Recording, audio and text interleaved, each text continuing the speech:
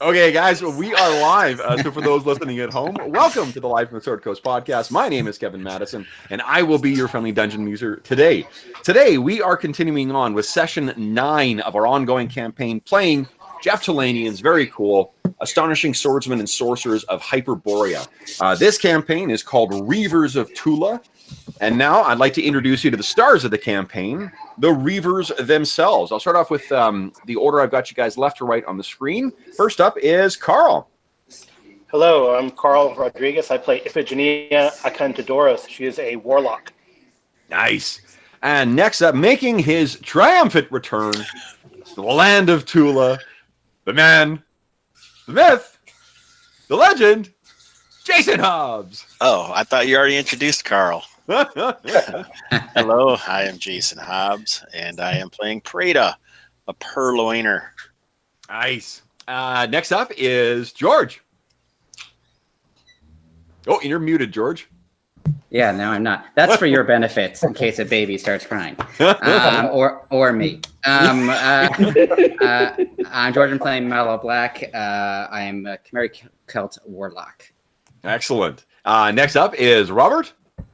Yeah, I'm playing Reagan, a Runegraver Celtic Viking mix, and she's looking for someone who may or may not be alive. Or nice. I'm dead. Next up is Colin. Hello, yes, I'm Colin. I'm playing Kane, the Chimeric Celt fighter who wields the hammer of slaying. Nice. And last but not least, joining us from on vacation, but unfortunately not in Roll20, is Arlen Walker. Hi, guys. I'm playing Jason, the Chimerian Berserker, with some help from George, who's going to do all the rolling for me because I'm not in Roll20 because I'm not in my usual setup. So nice. I'm shocked to hear that you didn't bring all of your streaming material with you when you went on vacation. I know. I should have just carried my desktop with me on the plane. Exactly. Okay, so where we left things. Oh, actually, the last thing I forgot to ask. We were talking about cantrips before we went live. Hobbs, did you get Prada's cantrips? Oh, you're muted, but I take that as a yes. Yes. Which cantrips did you take? I took Sense Magic and Thaumaturgy. Cool. Nice. Cool. Okay. So, I have poetry. I didn't send it to of anybody. course. But Yeah. I wrote it this Awesome. morning. Excellent. So Very even though he's cool. on vacation, that quill never rests. Let's turn it over to the Thulean poet laureate. Well, it And get us very nearly rested. It took me until this morning to work through everything and get ready, and it's a short poem. But Excellent. the gold gleams fire bright in hand. It shines and glows and jingles loud. But here in heart of our great band is something far more precious, far more proud. Is this righteousness, he asked the bleak and blasted land, or are these graves for us, the damned, in Thule's frozen ground? Nice. Awesome. Yeah. Very fortuitous poem, too, with a bit of a dire prediction, because today we are having our first siege of a fortification, which should be interesting. With that in mind, let's start with a cutscene. So our cutscene starts with a very different landscape than what we have become accustomed to, because this is what we see, guys. Whoa. And this is a little more verdant. Still, there's what isn't depicted in this photo is there's still lots of pockets of snow that still dot the landscape. And what is also not depicted there is that within the nestled in kind of the base of those hills is a squat and very plain, I guess, looking keep. This keep is surrounded by high walls. It has 4 towers kind of marking the cardinal points in it. But as the camera kind of swings around this, we see that one of the walls has actually completely collapsed. It does not, from the discoloring of the stones and the kind of even wear on everything, we can tell that this whatever story lay behind the collapse of those walls is something that occurred centuries, if not a millennia ago. But inside the walls, we hear, as we get closer, we hear the sounds of things barking and snapping at each other. And from the sounds of it, there are, it's a huge pack of them. It's not beasts because there is an approximation of language in there, but it's certainly not men. And through the thick canopy, or the thick, not canopy, the thick curtain, or that's not the right word either, carpet. I'm slowly going through the house, tree, house, lamp. Through the thick carpet of spring growth, we can see a series of figures furtively making their way towards this keep. And we can obviously recognize the faces of these brave adventurers. They are the stalwart members of our Hyperborean band. And as these heroes get closer, they get to say that bluff that you can see there on the right, and are sort of studying the castle and getting ready to, or the keep, and getting ready to make the final assault on the actual castle, or planning, I suppose, the assault. And that's when we see something incredibly or shockingly silent and furtive for its size. But this massive figure comes, where is it here? Oh, well, let's do this here, because this is the thing. This is what it looks like, guys. Is a hybrid of man and beast. And it says to one of the lead figures, we'll say to, who would be the, I think Jason maybe is the front, the point person here. He goes up and, hey, the Monster Manual 2 is OSR. The what do you call it? This beast man comes up and says, now, then what is the plan? And we see Jason kind of stroking his chin as your allies all crowd in. And you can see that on one of the standing towers, we can see a form that is much bigger and more misshapen than man, but it has a crude approximation of it.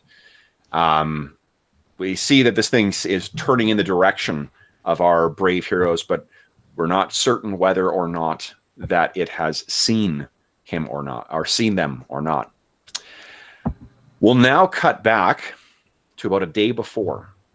This is after our scene of revels and whatnot. It's probably quite early in the morning. There's still dew on all of the lichen and the scrub kind of grass that populates the Borean tundra, or the boreal tundra, where you guys have come to rest. You can see that we can see in this camp here, there's that massive yurt that sort of dominated the center of the Black Claws camp. Hobbs, you missed the last session, but our brave heroes have actually made some new allies. And these are, well, I'll let you guys tell. Who are these new strange allies of yours?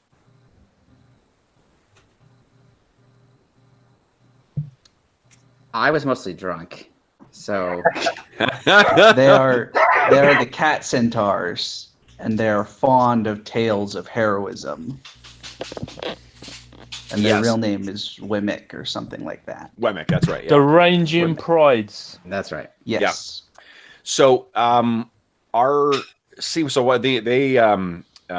the group encountered them on the way, and it seemed that a band, or some of the, what was it? You guys ran into some infected beastmen who were afflicted by this, by that mold that has been spreading with the spring. And they were carrying some stuff that seemed to belong to this tribe, to the Black Claw tribe.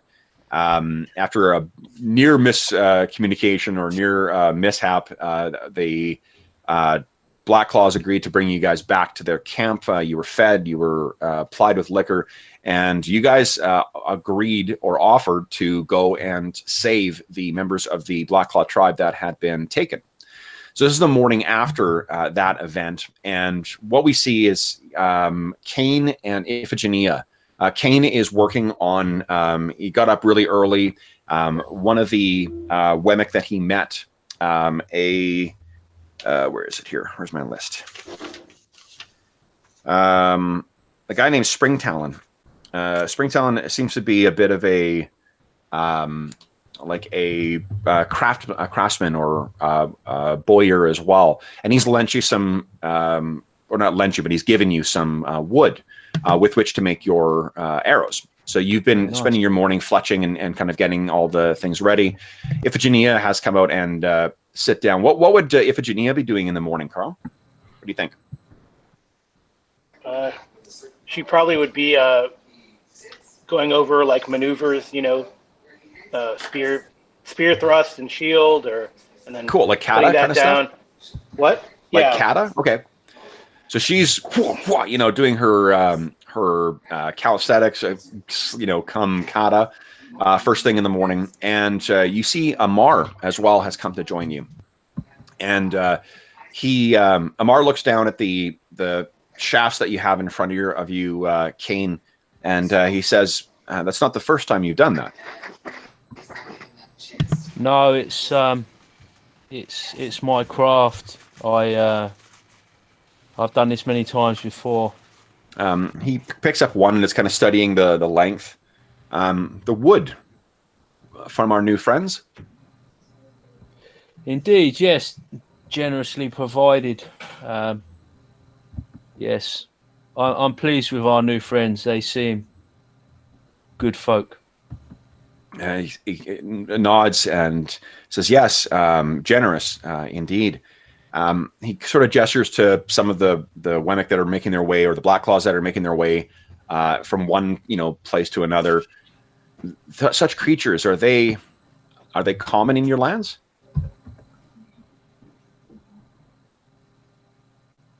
No. No.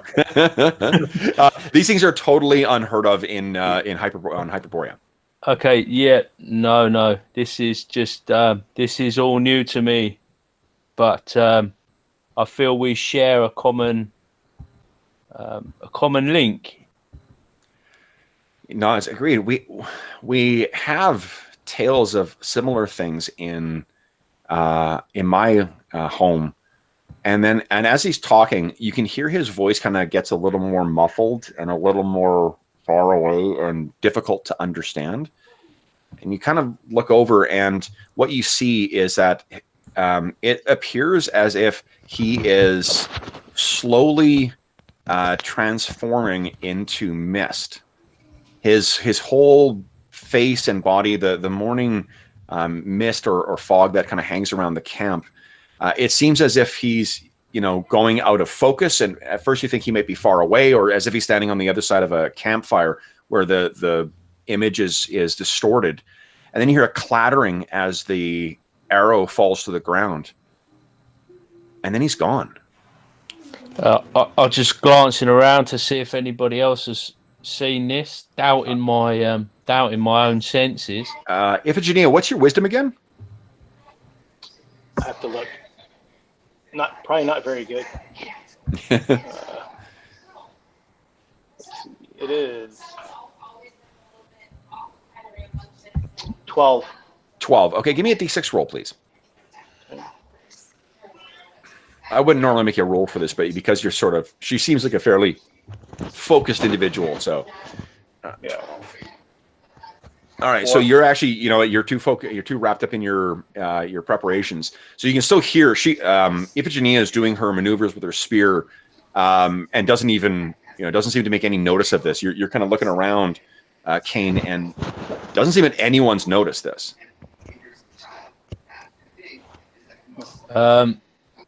I'll go over to where the arrow is, pick it up and be just slowly looking left and right and over my shoulder, Yeah. Just thinking, what is going on? Yeah.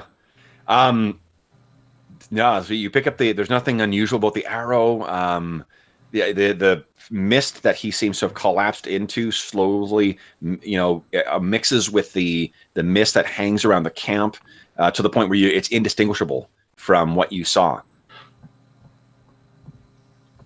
Everyone else in the camp, it's this weird, surreal mix of this completely baffling event, but everyone else is just going about their mourning in the camp.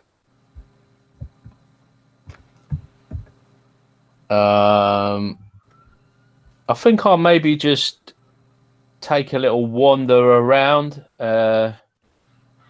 just to sort of confirm in my own mind that I'm not getting a practical joke played on me, and there's some sort of gag, and everybody's in on it. Okay. So I just cross through frame past Kane and say, I know how you feel. After my last night's strange visitation. So Iphigenia, what I will say is that you do, when you turn around, you can picture that you're sort of doing your, like, wah, wah, wah, off in one direction. You turn around and wah, and you can see Kane is standing there holding one of the arrows and he's looking around with a look on his face that, it could easily be described as perplexed. And I'll probably wave in my arm a little bit, like, just to see if if he's invisible there. Yeah. What's going on? I go, where is Amar?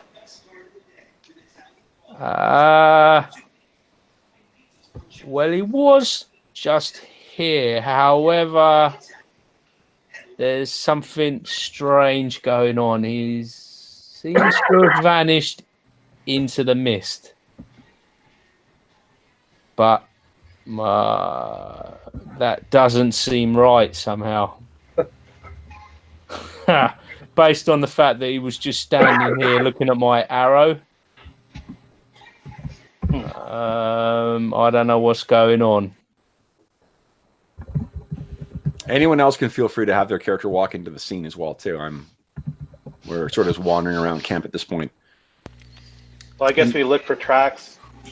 There's nothing. I was going to say that Preda, when he says that, quirks an eyebrow. You've been trying to get me to look at your arrow for weeks. I knew something like this would happen. The Raven has called him back. He's gone back to his own realm. He was a stranger in a strange land. I'm not 100. I was thinking about that this morning when I was walking the dog. I don't know whether Amar has told you guys his backstory.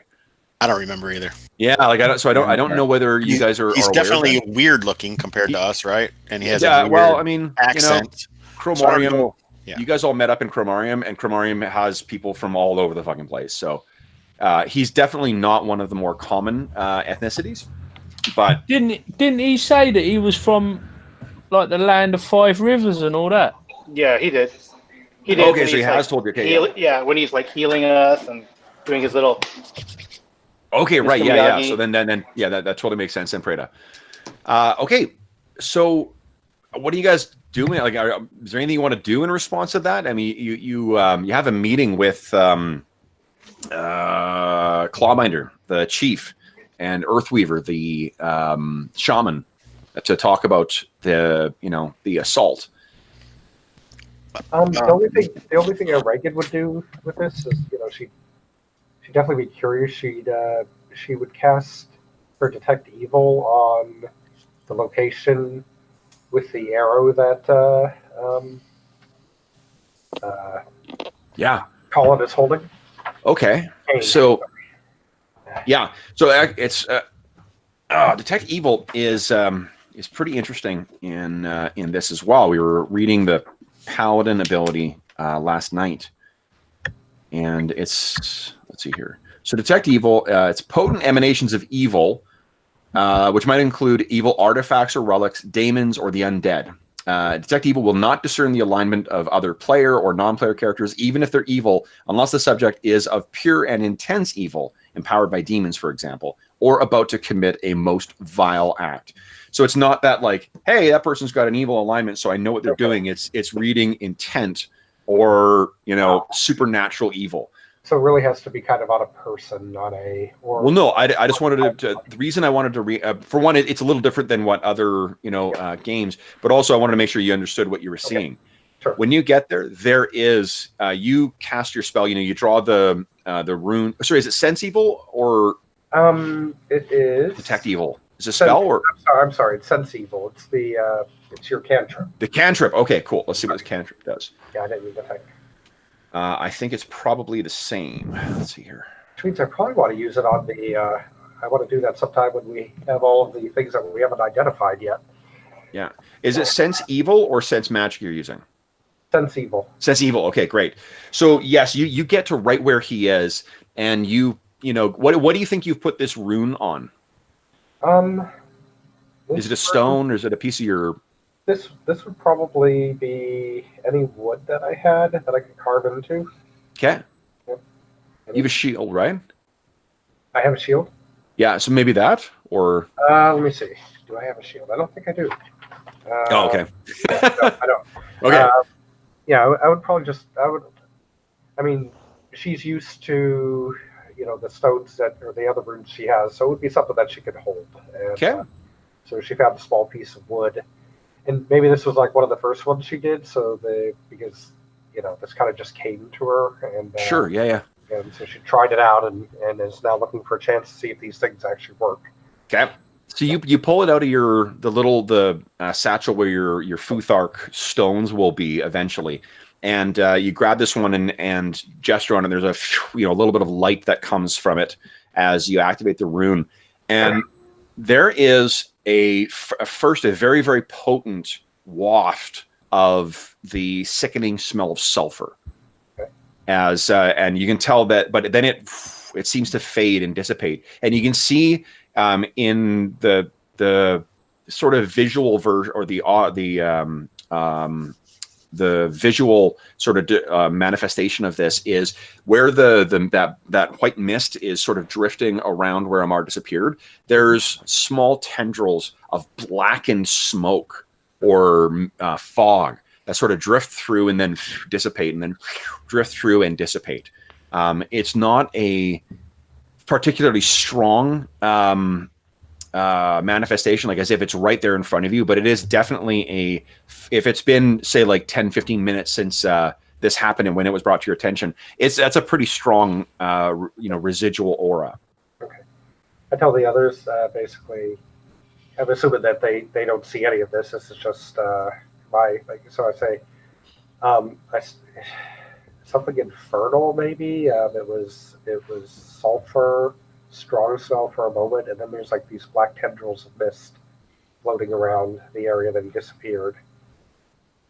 I think you'll want to grab a glass of water to clear your mouth because you've got that, like, there's the aftertaste of that evil in your mouth as well. Right. Okay. So what do you guys make of this? It could be the foul magic of the Warlock King at work here. Strange things are afoot. Yeah. Okay. Praetor speaks of this raven. Is it anything to do with this raven? The raven is an infernal. The raven encompasses all with her beauty and love. Can she pray to sense any magic or anything different from actually sensing magic there? So if you use sense magic, no, so sense magic is not like detect magic. Sense magic only senses magic items. Yeah, so that's why the spell is still pretty useful. So you would have known that was the limitation on the cantrip. So you're not, there's not like a, if you couldn't quietly whisper a prayer to Raven, and study the area, there's nothing like, there's no cursed object or something like that. That's obviously sitting there. The arrow that Kane says he was holding is completely mundane. So, other than the superior workmanship, of course. Even if I do say so myself. I didn't know. I got to check your inventory. I didn't know you had a horn in it you could toot for yourself. Oh yeah, I've always got a horn for tooting. Man. It's a long walk to that joke, I know. It's a standard issue. That's good. Yeah. Okay, so what are you guys planning to do then? I was just going to say maybe we should speak to the shaman of the Ranging Pride and see if this vanishing issue is a thing. Yeah, I think we should talk to Earthweaver. Yeah, Earthweaver. So, first you will have an opportunity to do that because that's actually who you're supposed to meet with this morning as well. So you guys all meet up with the Chief Clawbinder and Earthweaver, the shaman, and then also, to be honest, most of the Pride is meeting up with you guys as well. Because you guys are setting out on such a important mission for them. They are what do you call it? Invested. Yeah, they're really invested in trying to help you. So what you see is as you kind of walk into the yurt, that there is they've set themselves up in kind of a circular kind of format with the chief and with Clawbinder and Earthweaver near the center. Those of you who are live to sort of I think Iphigenia was asking about or keeping an eye to gender differences between in the Pride. You can see Iphigenia that there seems to be like they've organized themselves into a hierarchy as well too, with the most junior warriors near sort of the entrance, and then working your way back up to the chief with the most important people there. So there seems to be a clear there is a clear structure to how the tribe is met. But interestingly, you see that there are 6 warriors that are actually out of order with with the that sort of arrangement. They're sitting right near the Clawbinder. So as you walk in, the tribe kind of all roars out in welcome to you guys as you walk your way into the center of the yurt. And there's the big fire that's burning there as well. And then there's Clawbinder, who is watching you guys, kind of everyone's just watching you walk up. And as you get right in front of them too, Clawbinder roars out again. And the whole tribe kind of, falls silent. I pumped my hammer a few times in the air. Whee. Okay. The crowd is definitely, cheering along with you. I guess bash my shield with the spear. Yeah. They start bashing their javelins on their shield as well too. This. Aurora, damn you all! Yeah, exactly. Get a few of those warrior type, some of them warrior handshakes on the way round as we come in as well. Grabbing them by the forearms and awesome, some big old hefty pats on shoulders and stuff. Okay, so as you walk in, the first person just once it kind of dies down. The first person to speak is actually Earthweaver. And what Earthweaver says is 6 I see, when 7 there were. Where is your blue foul rogue? sorcery has happened today. And I described what Reagan saw. There's a I look over at Kane and say, he saw him disappear into the mist, and then I look at Kane and I said, did he seem... Was he upset? Was he scared? Or did he just... No. He stood before me. We were talking about... He was asking about my fletching and my arrows. And as he spoke, he just drifted away into the mist and the arrow fell to the ground. I thought it was some sort of a prank or some trick that you sorcerers folks were maybe playing on a humble fighter like myself. And then next thing, you came over and you know what happened from there. I thought I'd look around, see if he was around the back of the tent, but he was gone into the mist. and I smelled the sulfur and saw the black tendrils, and this was 10, 15 minutes or so after he disappeared, according to you. And then I looked at Earth Weaver. He says, Earthweaver's looking at you with those unusual blue eyes again. And, you know, and the others are definitely animalistic, but he's the one that has that almost feral kind of like predator looking at prey kind of unnerving stare. And he's looking at you and he says, where in the camp did this happen? And you can describe sort of where, you know. Yeah, we just point out just over yonder by where I was working, just outside. So Earthweaver sort of looks over at Clawbinder, and Clawbinder looks at you all and says, does this change your plans then? Does this change what you intend to do? Well, not from my point of view. I mean, there's a job to be done. The whole There's a job to be done. So the whole pride is just cheering, and as soon as you say that, and they're banging their shields or their javelins against their shields as well. Malo's not feeling great. Please stop talking. Once Clawbinder roars again, everyone falls back into silence. And or at least like the sort of like just growling and kind of purring sound that these things give off. And what he says then, he says, you have offered to sacrifice much for us, our new friends. There are those among us, though we are diminished in number, and though we need to protect our what we have to avoid further loss. There are some among us who could not stomach the idea of you risking all yourself. And so we've had 6 of our warriors who will match you. Each of you will have one. And Earthweaver says the spirits have deemed it. And the crowd kind of, cheers out.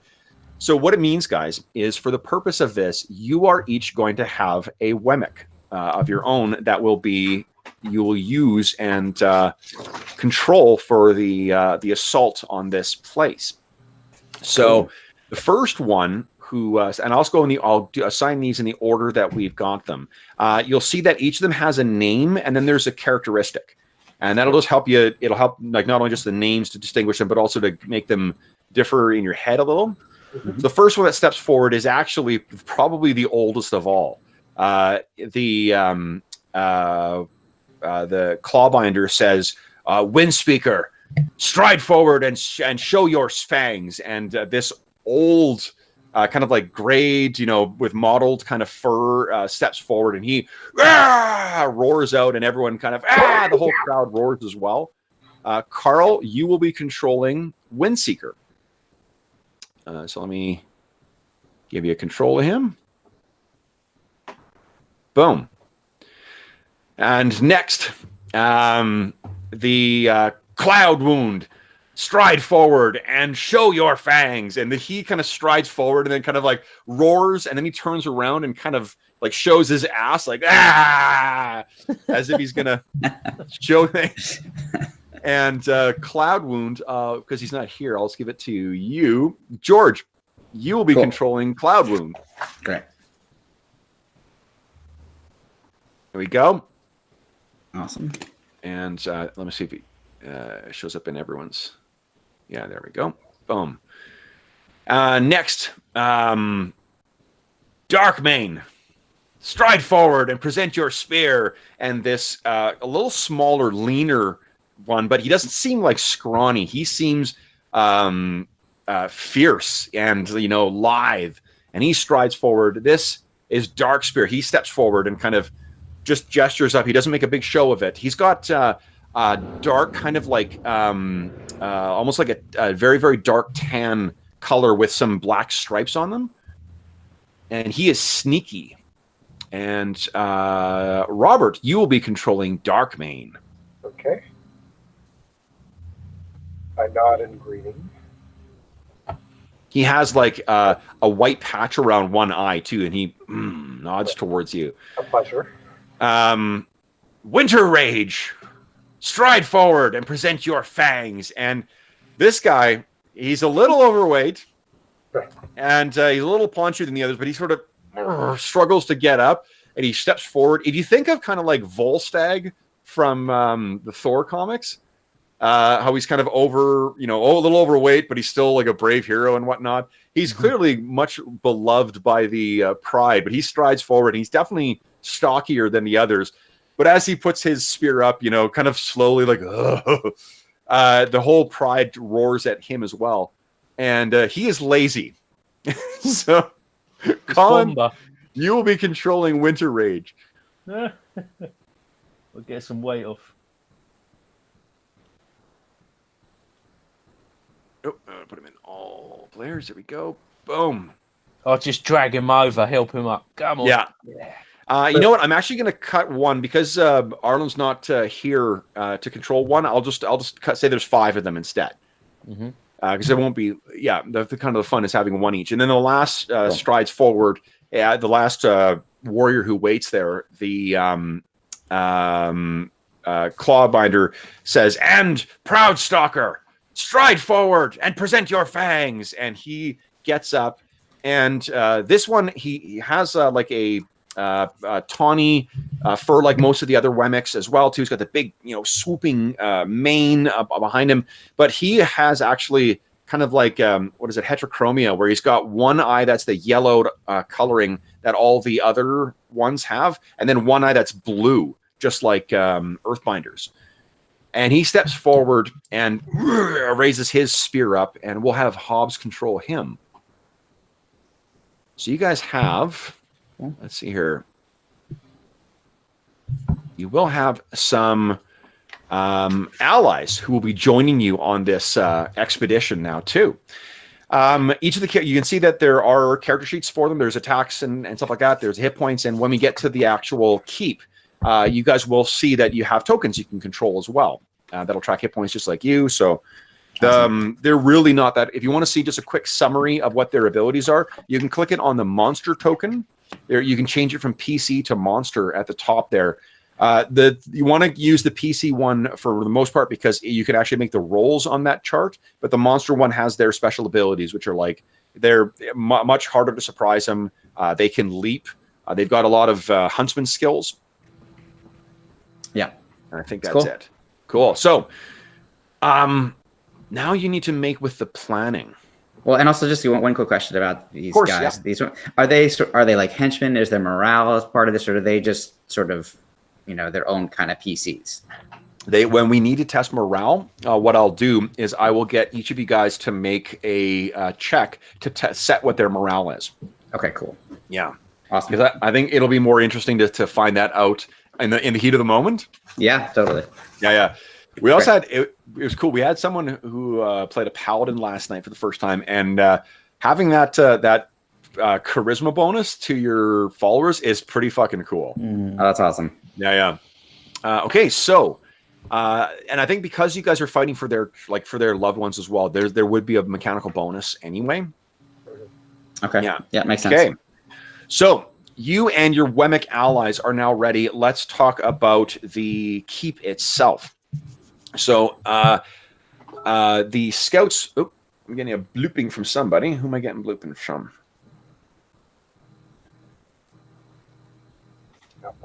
Oh, he got wife aggro.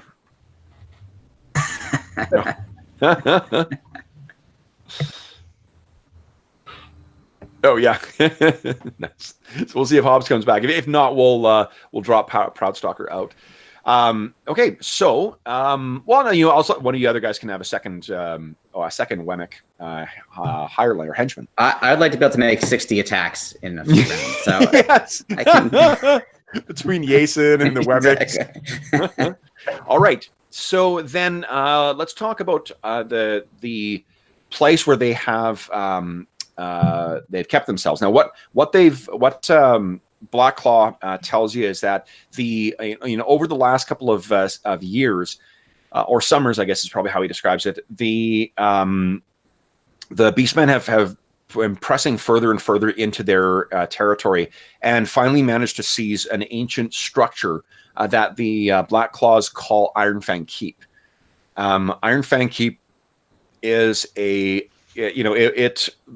sort of, the tales passed down tell them that this place used to be an abode of men, and men who were friends to the Black Claws. But they've been, since before living memory, the place has been abandoned. The structure itself, here's the sort of crude picture that they draw for you of it. You can see that there was at one point 4 towers that stood in this, but one of them, in some past calamity, was laid low, whether by sorcery or by force of arms. They cannot say. But it is a place said to be cursed, which is why for one, the trappings of civilization are a sign of weakness as far as the Wemmick are concerned, or the Black Claws are concerned. But also that place has long been said to be cursed by unquiet spirits. So the fact that the beast men took up there is either a sign of desperation or a sign that they've got some way of dealing with them. The beast men do seem, in the past summers, they seem more organized than usual. They are crude. They've got a kind of malign intelligence or cleverness to them, but they're by no means as civilized as what even the Wemmick are, or the Black Claws. They're mostly driven by about the same level of cleverness as an intelligent animal. But now they seem to have the fact that they're stealing living creatures to go with them. That is something unusual and new, and a sign that with the spreading of that mold, or that fungus, that's obviously something of great concern to Earthbinder, to the Black Claws in general. Do they suspect a foul alliance of some sort? They don't know. There's in ages past, these lands did see the Warlock King is obviously the sort of shadow that falls over all of Thule, but this region was particularly afflicted by, or infested by, another whispering species, a species that crafted flesh like one would whittle, bone or wood. There's been the signs of the mold or the fungus that has spread. That is one of their things. The blutterflies that you had described to them before, likewise, one of their signs of their influence. And if they are, it's said that the Vormis, or the Beastmen, at one point served them. Not so they could have re-emerged and making a bid for power once again. There's so many changes coming upon this land that it seems so many things long held at bay or long asleep now stir or return. We have not had an opportunity to reconnoiter the Iron Fang Keep, so we cannot speak to what fortifications they may have prepared, but our warriors will follow whatever is required. Excellent. Well, How so there's far is it? There's a broken tower in the back, right? There is, yes. Yeah. Okay. And is that There's where the concentration of these creatures are? The wall itself. They are a tribe that nearly matches ours in number at full strength. Okay. So it's probably they're, depending on how many of the raiding band fell to that illness. There's probably at least like 30 or 40. Okay. And do they have like if we approach the walls, do they like shoot missile weapons or anything like that? They're traditionally crude things, but yes, they are effective weaponry. They Malo, make use of- having been a mercenary, wants to know if the geography of that surrounding area. Are there any places to hide or sneak up or not be seen? Well, those lands, the lands of the Black Claw are much more verdant than what you see here. The ranging plains that lead north of here for miles and miles, those are our ancestral lands, and it's only that's where you will find Iron Fang Keep. It travels. It's about 2 days travel north. Okay. Well, So it's pretty much open. No, it's probably about a day and change for that. And once we get there, it's basically open area around it. It is. Yeah. The fortification, whatever men built that structure, they knew well where to build a fortification. The spring, the advantage is that spring came early for us, so there will be much overgrowth, but you will need to take care. They may not keep careful watch as well. Their arrogance may be their downfall. Their feeling of safety and comfort behind those ruined stone walls, that may be the error that allows you to drive a sword into the heart, or spear, they would say, into the heart of their tribe. Or a hammer to the head. There is a fearsome one that leads them, though. He fell many of our warriors when they attacked, and he wields a vicious axe. Something beyond the capacity of the beastmen to construct themselves. Something an enchanted axe? Perhaps. Certainly beyond the scope of beyond the capacity of the beastmen to make themselves.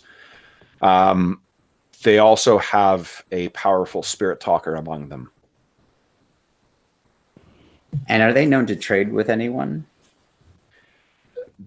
Normally, I asked because if we were to approach, trying to think of ways we could approach, find out information. We have only known them to be enemies of all. Okay. The centuries of just as out of character, I mean, the centuries and centuries, you guys would probably know this, that these things are sort of like they are fallen, degenerate kind of like men.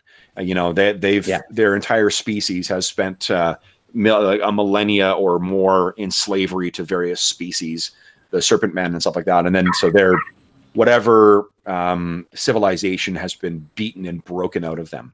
Okay. Cool. Yeah. I'm not familiar with these spirit talkers. What is their role?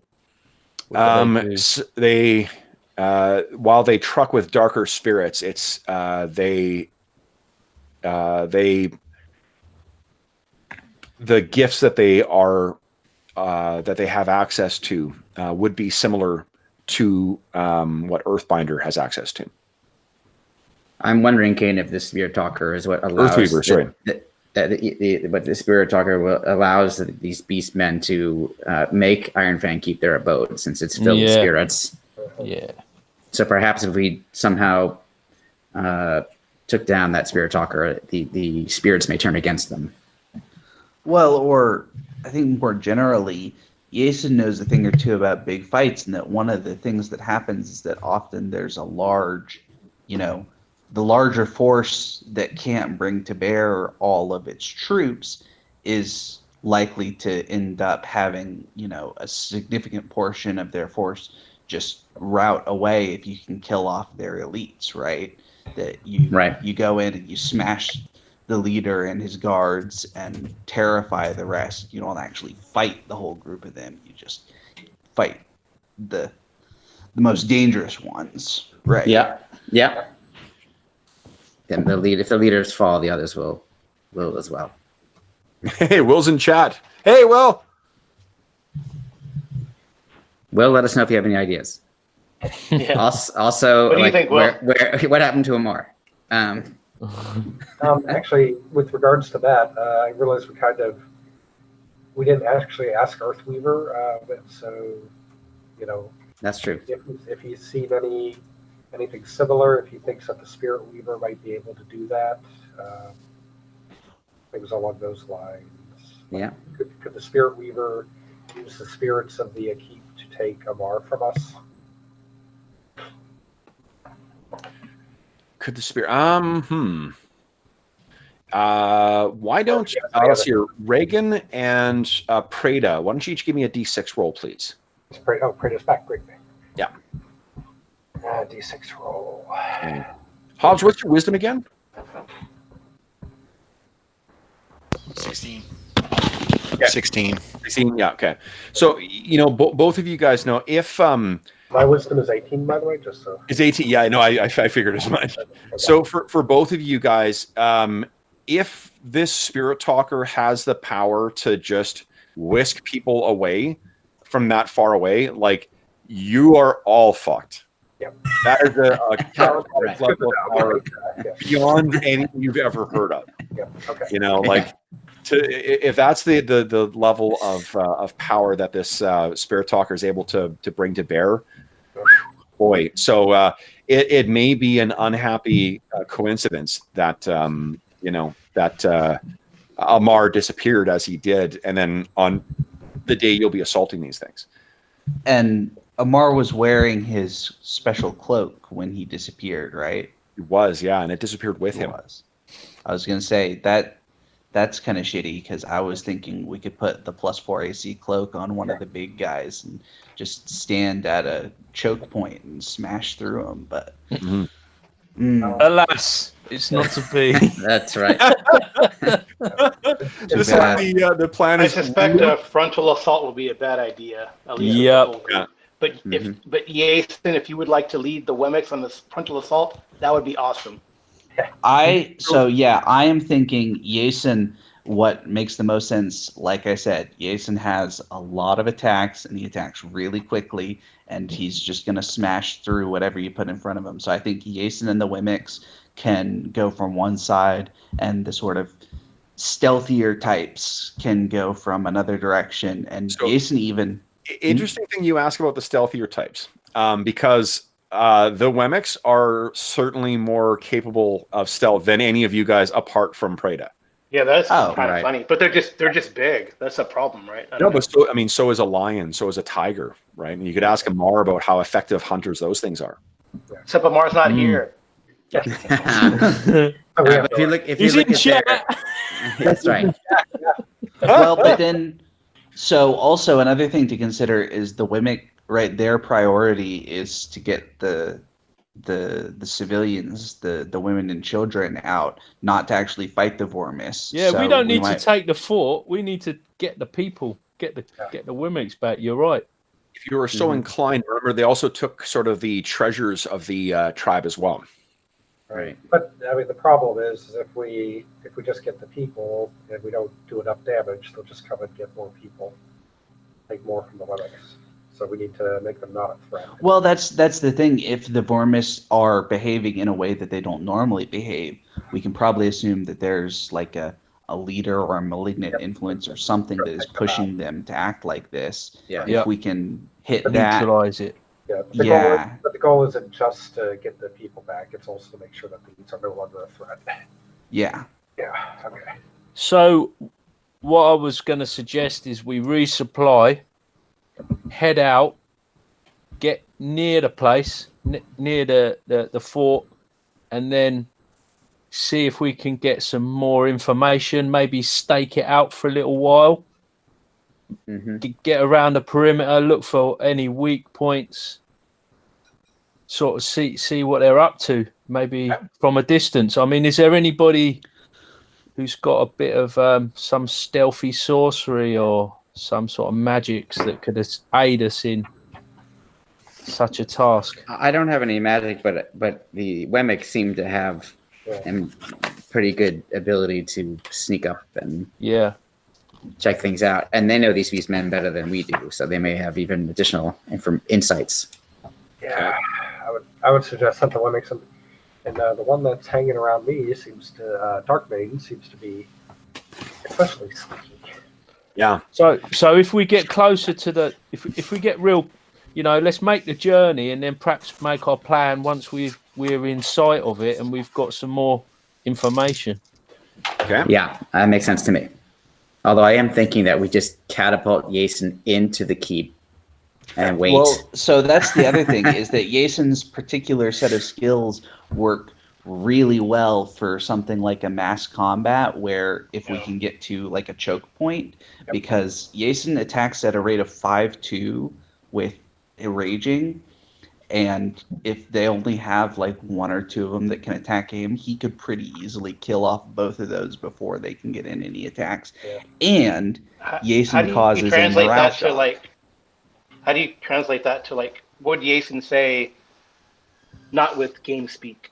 No, so not game speak. I think Jason's going to talk about. Look, one of the things that the rage is good at is that it's good for cutting down lots and lots of enemies, and it's good for terrifying them. That game speak wise, he causes a morale penalty. So if he can get in close, he can probably do a ton of damage to him, and just he has to actually get into their formation. But once he gets into their formation, he's going to just start ripping through them. You guys have seen, the Jason's fury in action. I think is probably right. The way you could translate that as in the fiction is that you've seen the. I mean, and Malo, firsthand, you've seen the fuck, leave me alone. yeah, definitely. It is terrifying. Yeah. Yeah, I'm almost scared, man. It's pretty bad. Yeah. Reagan asks, so since I could make something bigger, would it be more useful? Oh, increase Jason or Kane? Kane with that hammer too. Holy crap! Okay. That would. Well, Kane also can like blow up, doesn't he? Kane, we've seen him like take down minion type foes with impunity. Yeah. With that hammer. Yeah, Jason and Kane back to back could probably just rip through their formation. So the suggestion would be, and a giant Kane could smash that gate with that hammer. Yeah, that's true. Giant. We haven't seen the giant Kane, have we? All right.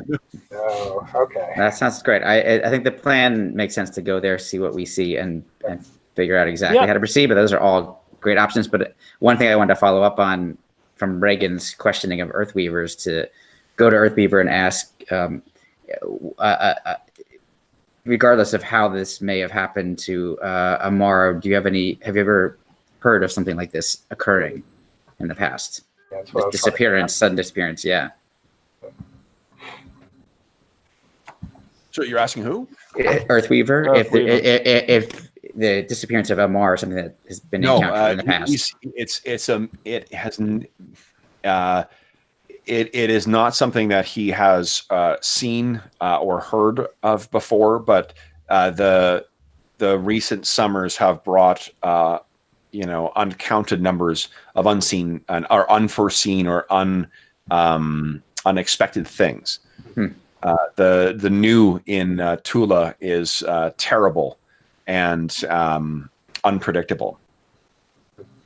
So I do ask the Wemmicks, like one-on-one, how do these beastmen compare to one of you Wemmicks?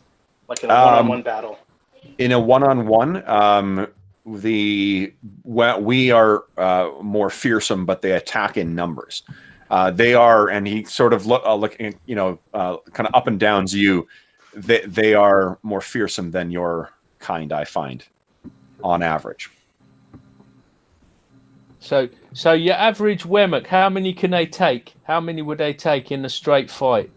One for sure. Two would be a challenge. Okay.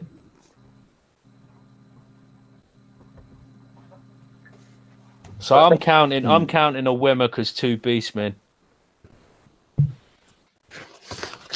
Yeah. Okay. On a good day. So what Earthweaver also tells you is that he had prepared something. There are couple cured meats that he has prepared for the road, and effectively each of these things, guys, there are 7 of them, and each of them will count as as if it's a cure light wounds. So it'll heal of 1d8 damage. Nice. Unfortunately, Reagan. with Amar. Yep. Yeah. Can you prepare any of that that beer horn? stuff. Yeah, that That has that has to be done sort of at the moment. So it's best used when we either have a quiet. I could be in the back at some point, and somebody could come back to me, or I can. It's best used afterwards. Like a victory toast. Basically, because the other thing is it can affect a large number of you at once, but only in a short period of time. It's best to be used afterwards, or if we have a moment where we can barricade and then recover. Yeah. Okay. Yeah, but I can't prepare it in advance. No, right. Okay. Cool. Yep. All right. Does anyone else want to do anything here before we head for this area where Iron Fang Keep is? Do the Wimmick have any type of gear that would be useful for us, like Pavis shields or something? Like which shield? Sorry. Like a I'm Great thinking big shield. like a great big shield that you could hide behind so that you can avoid getting shot while you They try can't to really advance. spare. Like you guys can try and do that, but I mean, I think you would know that the reason they're not going out all to the man or to the Wemmick to do this is because they're so badly they were so badly hurt by their attack. If anything you're taking from them is stuff that you're depriving them of for protecting what remains of their pride. Yeah. Okay. So as gratitude, they will give you stuff if you need it, but just you need to take it in the context of how that would be. Yeah, they're pretty hard pressed, aren't they? Yeah. Well, I guess we could use food and water for the journey. Absolutely give that. Yeah. Okay, great. Yeah. We'll say like you've got 5 days of food, 5 days of water. Great. And Okay. how do we want to split up the healing? Well, I mean, I feel like we should everybody should at least have one in case we get split up, yep, I agree. and then we still have a couple of extra ones. So And so we have 5 here today. we've got 6 total. 6. Okay. So Hobbs, you were away for a moment, but you can see you have a new character you have control over named Proud Stalker, who is a quite observant member of the Black Claw Pride. He has one yellow eye and one blue eye.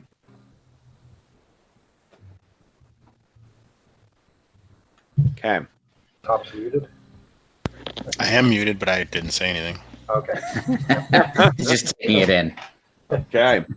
Now, on the unless there's anything else you guys want to do, Jason, did you want to take one of those oversized shields as well, or leave it for them?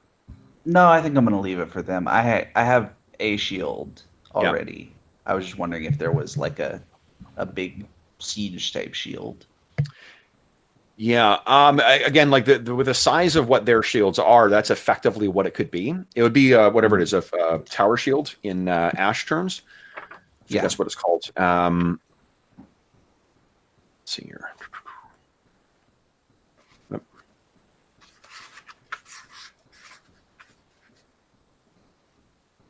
Yeah, two-handed shield. So you could get one from them. You know what? I'm going to say there is. If you want to take it with you, they lost so many warriors that it's not like they've got, they don't have an abundance of these things right now. So they'd be happy to supply you with one if you want to bring it. Okay. Well, then, yes, I'm going to bring one. Right. Yeah.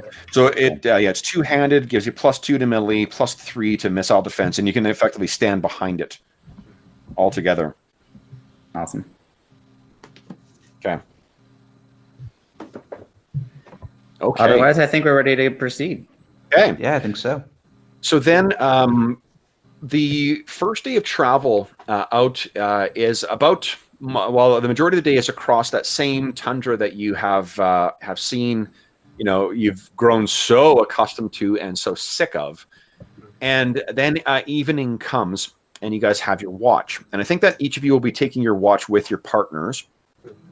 So let me see here. 1, 2, 3, 4, 5, 6. All right. All right. And it is, it's actually Jason and George. I don't have a limit. No, but who do you have control over, George? I have Cloud Wound. Cloud Wound. Okay, so Cloud Wound is the one who's making. I think that they're, while everyone else is sleeping. Am I right in thinking that Jason would be open to the crude sense of humor that Cloud Wound has? Oh yes, I think that's very true. Cloud Wound actually may be the guy who you were drinking quite so heavily with last night. Oh no. Yeah. And he's that. I think he's becoming that type of friend who you'll make a slightly inappropriate joke and he will double down on that to something even worse, and then you respond with something even more. Classic. Yeah. Then somebody comes in the middle of it and just turns around and walks back out. Yeah. Right. Okay, so then it's when what do you call it? You guys, it's when Jason and Cloud Wound are on watch when this occurs. Now, would you, George, kind of give me a D12 check, please? There you go. 10. Okay, not great. Not great. one. And of course, everybody has a point of astonishing fortune to start as well. Hey, Kev, you might Why want to are move. things connected? You might want to move Amar from away from the fire. Oh yeah, he's gone. It keeps fading in and fading out. Yeah, guys, help me! He's just forming up and then he drifts away again. Okay. I just focus it on the map and I'm like, oh my god, we're surrounded. I think, oh wait, those are the Lennox.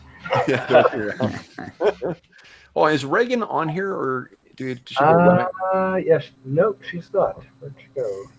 Sorry. Oh, there's that bear again. Hold up, I gotta grab her.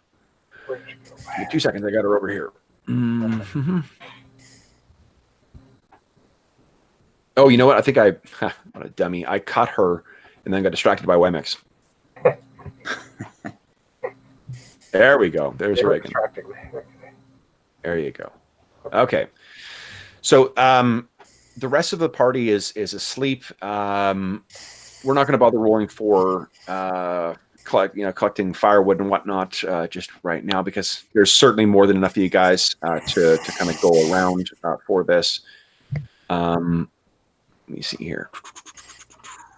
So we're about half a day away from the fort at this point, are we? That's right. Yeah. Yeah.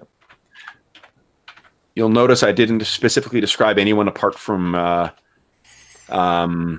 Jason, because I'm not sure who's going to survive this evening encounter. I don't want to ruin the continuity of the opening cut. You already deleted a character. So. That's true.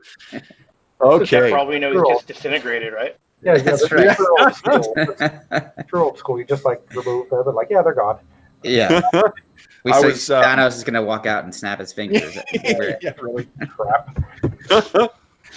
I'm doing what we all did, as I'm sure as kids, is just ape whatever film we just did or we just watched as our RPG adventure. Perfect. That's great. It's the other way round for me. I ran a session and then I've just been listening to Patrick Rothfuss, Name of the Wind, on audio. Oh wow! And it's he's sort of actually mirroring. He's actually reading it. No, I'm just listening to it through my earphones on Audible, and it's super long, but it's just it's mirroring my campaign. Oh, that's funny. And I'm thinking, wow, it's supposed to be the other way around. You're supposed to read it and then get inspired, and it's like, hold on, this just happened. Probably because it's a horrible, cliched book. Yeah, maybe. Like my adventures. I'm glad Patrick Rothfuss isn't watching this. Yeah. Who says he's not? Hey, I'm Patrick Rothfuss. No, I've actually met him, so he goes to Gamehole Con every year. Oh, cool. That's because if you don't know, Hobbs is kind of a big deal. Yeah. I've met him. I know him. Okay, here we go. Yes, this sounds about right. Boom. Oh man. Whew. Oh boy. Oh boy. Oh, good. We got your treasure. Things that wait in the darkness. Oh my goodness. And it really changes the experience to be watching the Hangout instead of the Roll20, because I can see all of the, the horrible developing. shit that's coming your way. Yeah. Okay. Oh, you know what? Then I'll because I know you're watching. Give me a sec here. I can rectify that for you. Is who wants to have their surprise spoiled? Here you go. Boom. How's that? Opacity jacked through the roof. All right. So it is Yason and Cloudwound who are sitting around the fire, kind of, there'll be long pauses, and then one will say something, and the other one kind of chuckles at it, and then there's a wait, and then, and you see people are, you've now after enough angry looks from other members of the party, you guys have learned to stifle your laughter a little bit, but you're about to Yason to say something else to Cloudwound, and then he puts his hand up, and he's looking to the side, and he gestures with his spear kind of urgently, like something's coming, and then he whacks Darkmane, I guess, who's next to him, and Darkmane kind of wakes up. We will give you guys. Let's do this. Let's roll initiative. Who is going to take the awesome responsibility for starting to roll initiative? I feel like since Hobbs hasn't been here, like giving me honor. Hobbs usually only goes one round of initiative. That'll last a long time. Exactly. Let him get a chance. And who wants to roll for surprise? He rolls 6s all the time when he's GM. Yeah. That's right. So let's do this, guys. Because everyone's sleeping, let's have everybody roll for surprise who's not like Yason doesn't have to because he's been warned. That's a D6.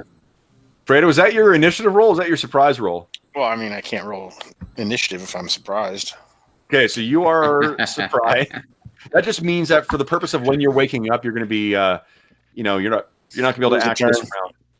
Iphigenia is surprised. Iphigenia, you being attacked at night is never good for you. Okay.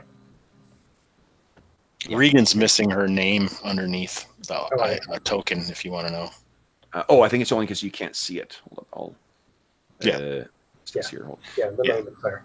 The nameplate. No, I see it. There we go. You're going to see it because it's your character. Oh, okay, got it. Okay. All right, so everybody, it looks like Iphigenia and Preda, you're not going to be able to act this round. Hobbs, let's see what you need to beat. You need to beat my 5 for initiative. Well, you just cheat when it's against me. Oh, here it comes. Come on, I got faith in you. You do 6. Oh, dang. Now, do you want to take that, or do you want to spend your astonishing fortune to try and re-roll? No. Okay, then it is, guys. Oh shit, we forgot. I fucked up again. I was too excited to get to combat. Just to clear, I'm assuming that the Wemmick, unless we say otherwise, are going to act on your turn, and they're going to go melee, then move. So we don't need to declare them, but everybody else declare your actions. So I assume we have to do a move to stand up, and we can't do anything at that point. I mean, remember, you could move and then melee. Right. Yep. Right. So, Yep. or move and then sleep/snore. Good call, Virginia. Okay. Yeah, I think Yason It's is that mask. That mask makes her moved snore. in melee.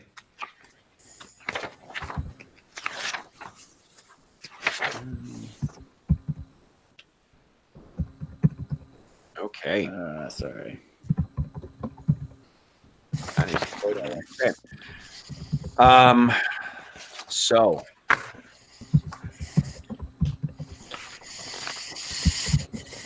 Excellent. Move, melee, move. Okay. Excellent. I think we got everybody. Yeah, everyone's done. Okay.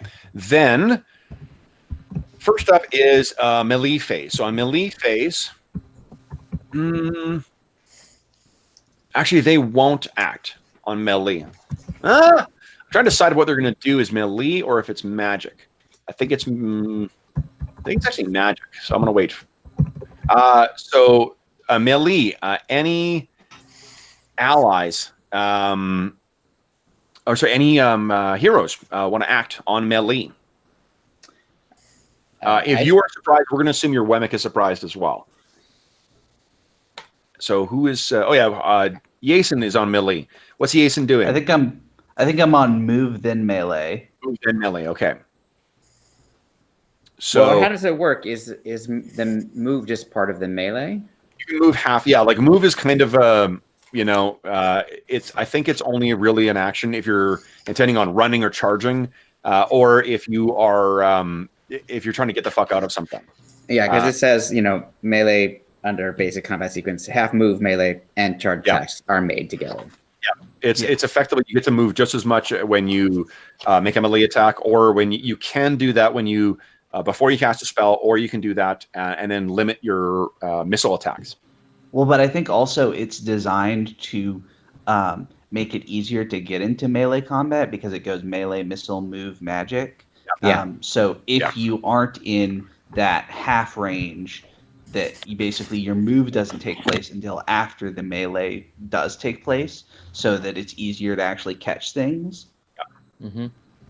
Okay, so Jason's going to move. Then is like you can't see anything yet. In the extent of the range where you are. Did you want to were you preparing an action then? No, I think I'm just going to move essentially in between most of the party and where I got gestured to them. Okay, so, that sounds good. So what I'm planning to do is to move to the fire, pick up like a flaming brand sort of thing, and lob it in the direction to try and create some light. Is that something that's liable to work, do you think? So the stuff that's burning is probably like moss or peat of some kind. Oh, okay, yeah, right. So I think you could do that, or unless we had a torch. Do you have a shovel or a spade in your gear? No, I don't think so. Eh? So no, I don't think. No. If you had that, you could scoop it up and toss it. But I don't think without that. I mean, you could just whack at it with your hammer. I was just thinking maybe if we had any torches, it'd be an idea to light a torch and chuck it in a direction, perhaps. But anybody have torches left? No, we didn't talk about resupplying with them either. So that was an oversight. You guys remember you can spend a point of astonishing fortune to edit the scene to add. So you could have had that conversation if you wanted. I mean, how important it is to see them for one round in a random encounter? No, that's exactly what I'm thinking. Yeah, I agree.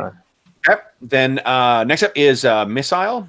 I'm on a move melee. Oh, you move melee. Okay, Yeah. So Malo?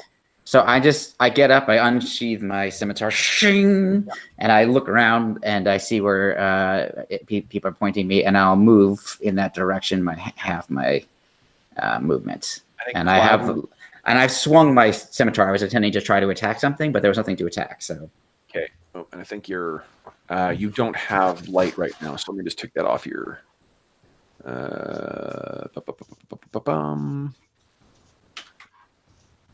There we go. Okay. All right. So you go racing forward. Cloud Wound has, I'm assuming, rolled over there as well. Yeah. Okay. Then it is magic. Something comes staggering out of the darkness. And once it gets within about 5 feet of you, you can only see the faintest of outline of this as it staggers forward, Jason. And all this happens, in a split second. But you see that it is. Again, one of those misshapen sized things. So you would think it is it was at one point a beastman, but you see again, it's covered by those disgusting, grayish or grayish brown spores. And as it staggers forward, the first 3 of them kind of and explode back, spraying this cloud of spores forward. So what I need is, let's see here, I need Kane, Prada, Reagan, Malo, and Yason to all make death saves, please. This is against poison, so you got a bonus against poison. You can take that. Okay, so I'll do Yason first, so you can figure out if you have a bonus. Okay. Ooh. Oh, I did pretty good for you. Okay. Now here we go. And now when I die, right? Here we go. Yeah, natural 1. Oh. I think I'm going to use my astonishing fortune Okay. to kind of dive out of the way. Okay. This was a legit rolled random encounter, by the way, guys. This isn't just me throwing. Sure. Reagan's going to step on as well. Okay. Preda, I need a death save from you, please. Nice. Awesome. Okay, so this sprays over you guys again, and you quickly. I'm ducking back and re-rolling. Okay. We've got a failure. Oh no! Remember, you're going to spend it to automatically succeed a save. Oh, sorry. Okay, yeah. I keep forgetting that. Okay, so for George, I need a save for Cloud Wound, then, please. All right, here we go. He unfortunately has no astonishing. Oh no! All right, so let's. Boy, what are we going to do here? This will be. There we go. Woof. All right. Okay, so he is afflicted with the spray goes all over him, and he kind of snorts. And that is the end of the magic phase. Hey, we're about to find out what this stuff actually does. Move. Let's see here. We're going to move this thing. This one goes staggering over here. It does not have enough move to get to. Oh no, it moves during magic, so I'll have to wait for phase 2. All right, so that is the end of phase 1, guys. Phase 2, round 1. Anyone have melee on phase 2? Yeah. Let's go. Okay, so how many attacks do you get? I get 1 attack this time, 2 next time. And you're using your bastard sword? Using the bastard sword? Two-handed or probably one-handed? one-handed.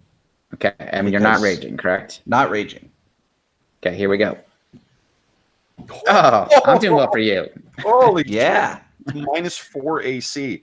All right, so that's actually enough to, one of these Beastmen corpses is annihilated. Awesome. Okay, anyone else on melee for second phase? No? Okay, anyone on missile second phase? No? Yep. No, Reagan does. Yep, I am. Okay, go ahead, guys. Go ahead, Colin. I've just dropped down my sheet. You go. Okay, can she move and then?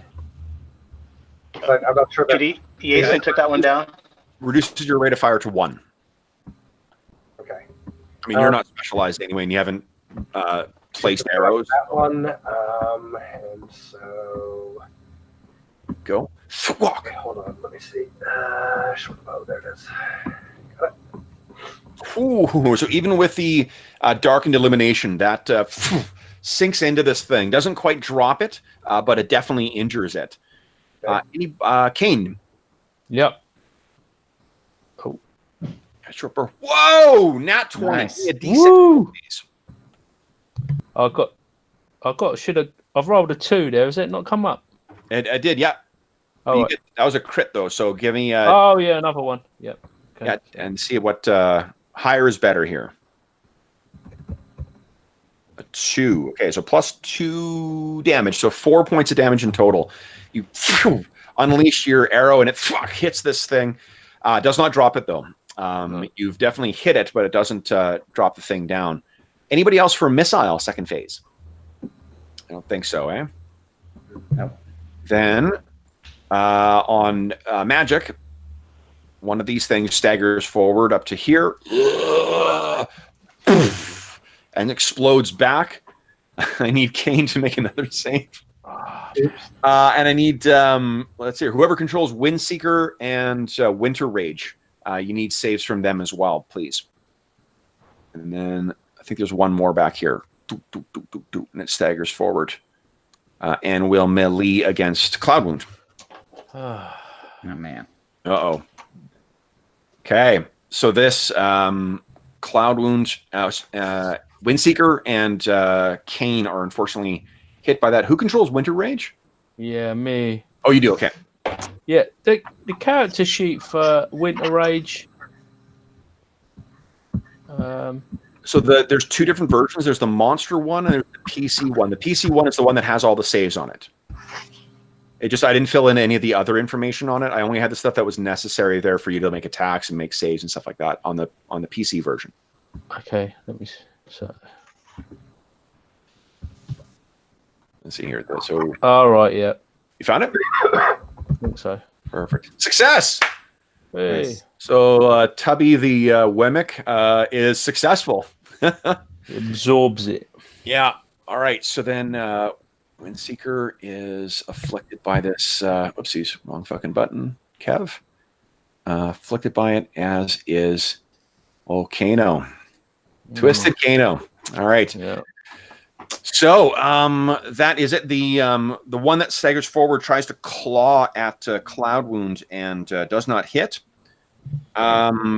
So then it's I think last round of move or second phase move. Anyone? Yep. I'm gonna move up a bit next Okay. to Jason and Cloud Wound. Okay. And I think that is the end of the round. Hobbs, I believe you were fired from initiative already, so it passes off to George. So declare actions for guys, and then once we've got declared actions, George, you're gonna have to beat my 3. All right. Let's see what I can do here. So just let declare actions first, and then go ahead and make your roll. And everybody's acting this phase too. The surprised people are no longer surprised. Anybody else need to declare? Oh, Arlen, what are you gonna do? Same as Mallow, just Okay. melees. Okay. Remember, All right. anyone who's specialized too gets the benefit of double attacks this round too. Yeah. All right. Here we go. All right, 5. Yeah. All right. You guys are up first. So first round melee. Who wants the melee first? So we got we got Okay. you're gonna drop your bow, I guess, and hoist Yeah, your drop that. Cap. Twat him with the hammer. These are not lesser foes, but you do get 2 attacks this round. Oh shit! Boom. Wow. So you Nice. follow up with that arrow, and you fucking knock this thing's head off. You still can move. You only move 5. It looks like you could move another 10 and make a second melee, or you could save your melee for the second round. Oh yeah, you already did that. Never mind. Ignore me. You can still move 2 more then, 2 more squares, because your move is a 30, isn't it? I Yes. think that's right. Okay. Then we got so your Malo is. I think I'll have Jason go. Yeah. Yep. Since he's better than I am. Here we go. Oh man. Shit. Nice. Wow. 1 more down. Woo. Okay. And then Arlen, do you want to move closer to this Yeah, other one yeah, with your put move? me in. Okay. Put me in, coach. Exactly. Okay. And then Malo will attack the one to the south of Malo. Okay. Oh, I have another attack Oh right, because sorry. I'm 3-2. Yeah. Right. Sorry So about you that. can- Here we go. Oh, that's Hey. another one down. Whack, whack. Wow. Jeez. Wow, Jason. Okay. Kicking ass. That's not All right. even raging too. Yeah, that's Yeah. This is awesome. just me normal. Okay. right. Then let's see here. Next, anyone Well- else in melee? So Malo can go. So he'll attack the one to the south that's in front of Cloud Wound with his Okay. scimitar. Oh, yeah. Ooh, Jesus. Makes it look easy. Woof. And I think that's all of them, guys. Wow. Oh, thank God. But what are we going to do about the people who've been afflicted? Now, Yeah. I'm feeling rough. So you definitely feel, you having been exposed to these things before, Kane, you definitely feel worse than you ever have. You know, so Reagan is immediately going to her horn. She pours the water in and a little bit of the honey, which creates a cure disease. Now, is it a cure disease for a single person or for anyone who drinks it? I believe it's for anybody who drinks it. Let me check that. Sure. And maybe it's not cure. Let me make sure that there's not a subtlety there. I had it. Sorry, I'm still quite a bit stiff. Once per week, 3 drops of honey added to the water-filled drinking horn will produce magic mead that can cure disease. And I assume that because it doesn't say otherwise, that the other effects are the same, which is at less. Yep, I'll let you attack. Yep, or have it affect 6 people. So yeah, so you go in and you know, what does it look like as you call on this pretty significant once a week power? She's kind of murmuring softly to herself, and then she says her father's name, Caravel, because after all, he healed her. Yeah. At least that's her. That's what she feels. And so she says, Caravel, my father, if you will provide your strength to my companions as you did to me. And then she pours the honey in and Nice. passes it around. Excellent. You've also reminded me, so everyone who was affected by that is cured. I'm also going to give everybody a point of astonishing fortune for their role-playing in the Wemmick camp. Awesome. Great. And necessary, I'm sure, to survive the rest of this No, session. we'll see. I love how random encounters just bleed through resources. Totally. Okay, so let's... Sorry. Go ahead. No, go ahead. I'll make the comment in chat because it's more of a metagaming thing. Okay, so here's what I'm going to suggest: is let's the rest. I can tell you that the rest of the journey to Iron Fang Keep is uneventful. So what I'm going to do is, and I'm going to assume that you guys are going to set up, and some of your stealthier members are going to try and reconnoiter this thing. Yeah. Now, let me just make sure I've set up correctly here. I've actually set up the map so you guys are free to. I just need to make one quick adjustment here because I am what is known around these parts as a vicious son of a bitch, and I need to make sure there's the appropriate number of things inside, which I forgot to do before. Whoops, wrong thing. There we go. Yeah, there we go. There we go. Now, I'm going to transfer you guys over here, and we're a little bit late doing it, but why don't we take our mid-session break right now? Yeah. Refresh our drinks, stuff like that, and during that time, guys, you can feel free. If I fucked up somehow and you guys find that you're able to get inside the keep, please don't do that. But you can do I tried testing it with seeing from your perspective, and you should be able to go around and peek in, and as much as you can see on this map is what your characters can reconnoiter and can see. Cool. Okay. That's great. Let's take our break, and we'll be back and try and we'll deal with the siege of Iron Fang Keep. Awesome. Nice. Sorry, Kev, real See you on the quick. other side. Okay, Yep. so is this a new day, or is it still continuing on from the encounter last night? No, you will be able to recharge. Your cure disease won't refresh, but any other abilities that were daily will refresh. Okay, great. Yeah. Awesome. Thanks. Cool.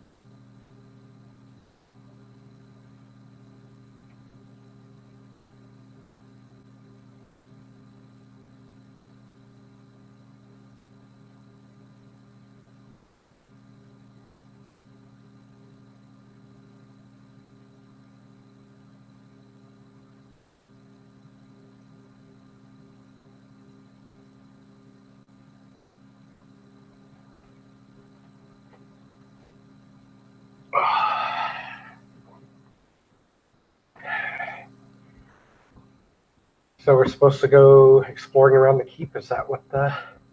Yeah, I'm just sort of moving my token around. Where's Darkmane? Sneaky is gonna go looking for stuff.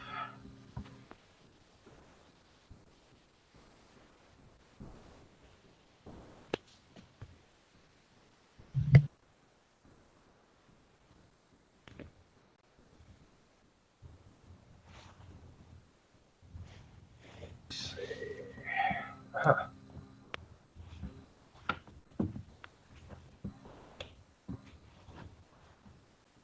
Shield inside? No.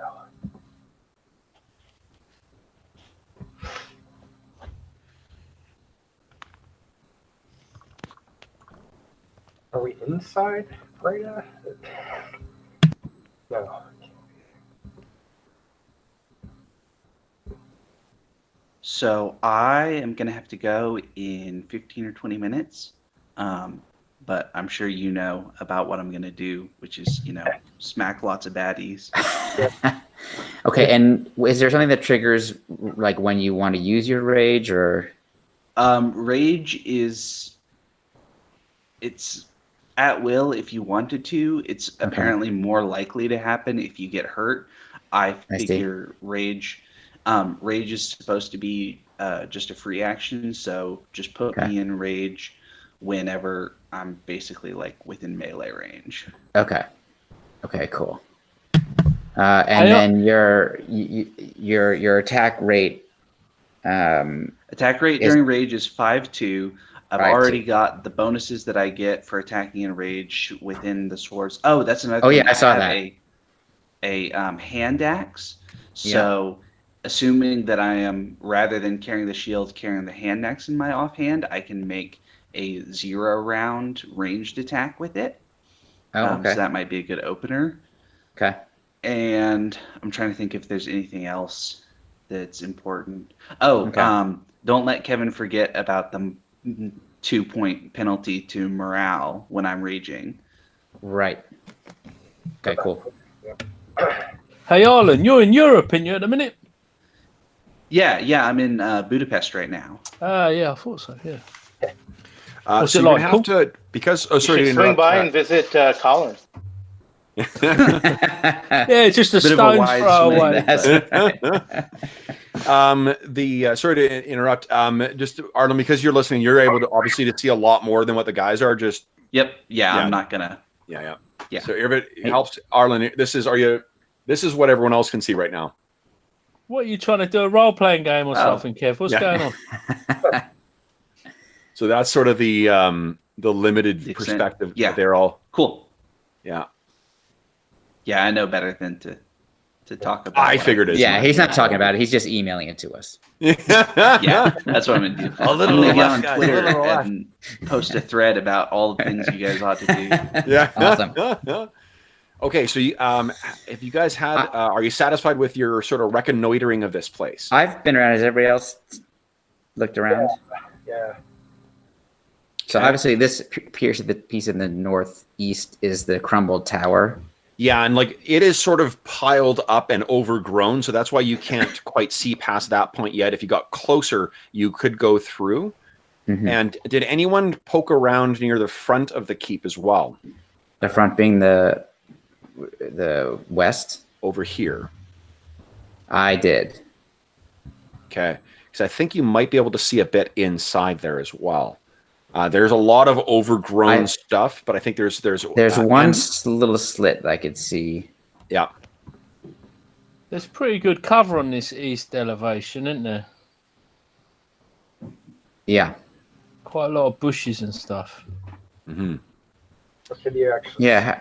Are those, Kev? How much cover would do these? Quite a bit. Good. Like this is this is what you guys are actually passing through now.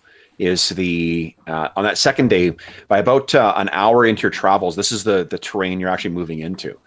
This is going to be substantially easier to find water, to find firewood, to find game. This is a much more verdant region than what you guys have been traveling through. Cool. Did I accidentally get into the? I did. Now, is the idea that we are actually in game moving around the keep? Yeah, what Or- this is you guys either we can picture a sort of montage scene of like Preda or the members of the Black Claw who are sneaking around, and you guys are at that hillock that I was describing. You cleared a space in the ground and you're drawing the like the proverbial like thing on the ground where you've drawn the map of the castle, and you've got X's for where you've been seeing beastmen. Great. Kev, Yeah. And that was my question. Oh, go ahead, Robert. Sorry, I just want to make sure that if people haven't seen it, I want to make sure that Kev's, because I actually was able to get inside the keep. I'm not going to say anything. No, yeah, you can. That's why I said, please, if there is a way of getting in, don't get inside. Yes. Is this as far as you want us to go? Right about here? Well, no, you actually can't get into there. If you, Okay. what you can see, sort of into what's beyond there. But if you're choosing to move up to the keep, then we're dropping into actual like movement and stuff like that. Got it. Yeah, this is I wanted to set this up so you guys could do some reconnoitering, see what sort of get some glimpse of what's inside, because that's what your characters would get. Okay, got it. Okay. And what have we seen in terms of the beastmen themselves? Did you? Let's see here. Oh, check to see what your character's seeing. So let me move you around here, Malo. Yeah. What do you see now? I see one. I see a sliver there. I see one beastman inside. Yeah, you can hear, as I described in the sort of opening scene. It sounds like there's a fucking ton of them in there. Yeah. Okay. They speak in this language that's more like slightly articulated barking. And you can picture a whole slew of them in there, all sort of celebrating and cheering and shit like that, and then just generally being dangerous things. You do see that one that I described at the outset as well that went to the top. Who is Preda? You've got a do you have a what is it, a spot thing skill? Where's it here? Spot. Where's my thief skills? What's your thief skill? The one that it's not perception, but it's well, you've only got hear noise, I guess, eh? Mm-hmm. Yeah. Okay. Never mind. Ignore me. Does Praetor not conjure ravens or anything like that could go flying over and divine stuff? Well, she certainly could do that, but that would seem like it's cheating. No Raven love it. simulator like Bran Stark here. Well, that didn't do anything in that episode. Yeah, he didn't do anything. That's the joke. Yep. I got it then.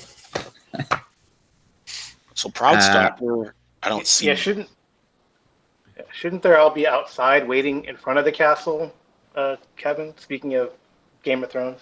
Yeah. I actually have not seen it, so I Kev dropped out a while ago. Yeah, I'm You, about. you and me both. You and me both, Kev.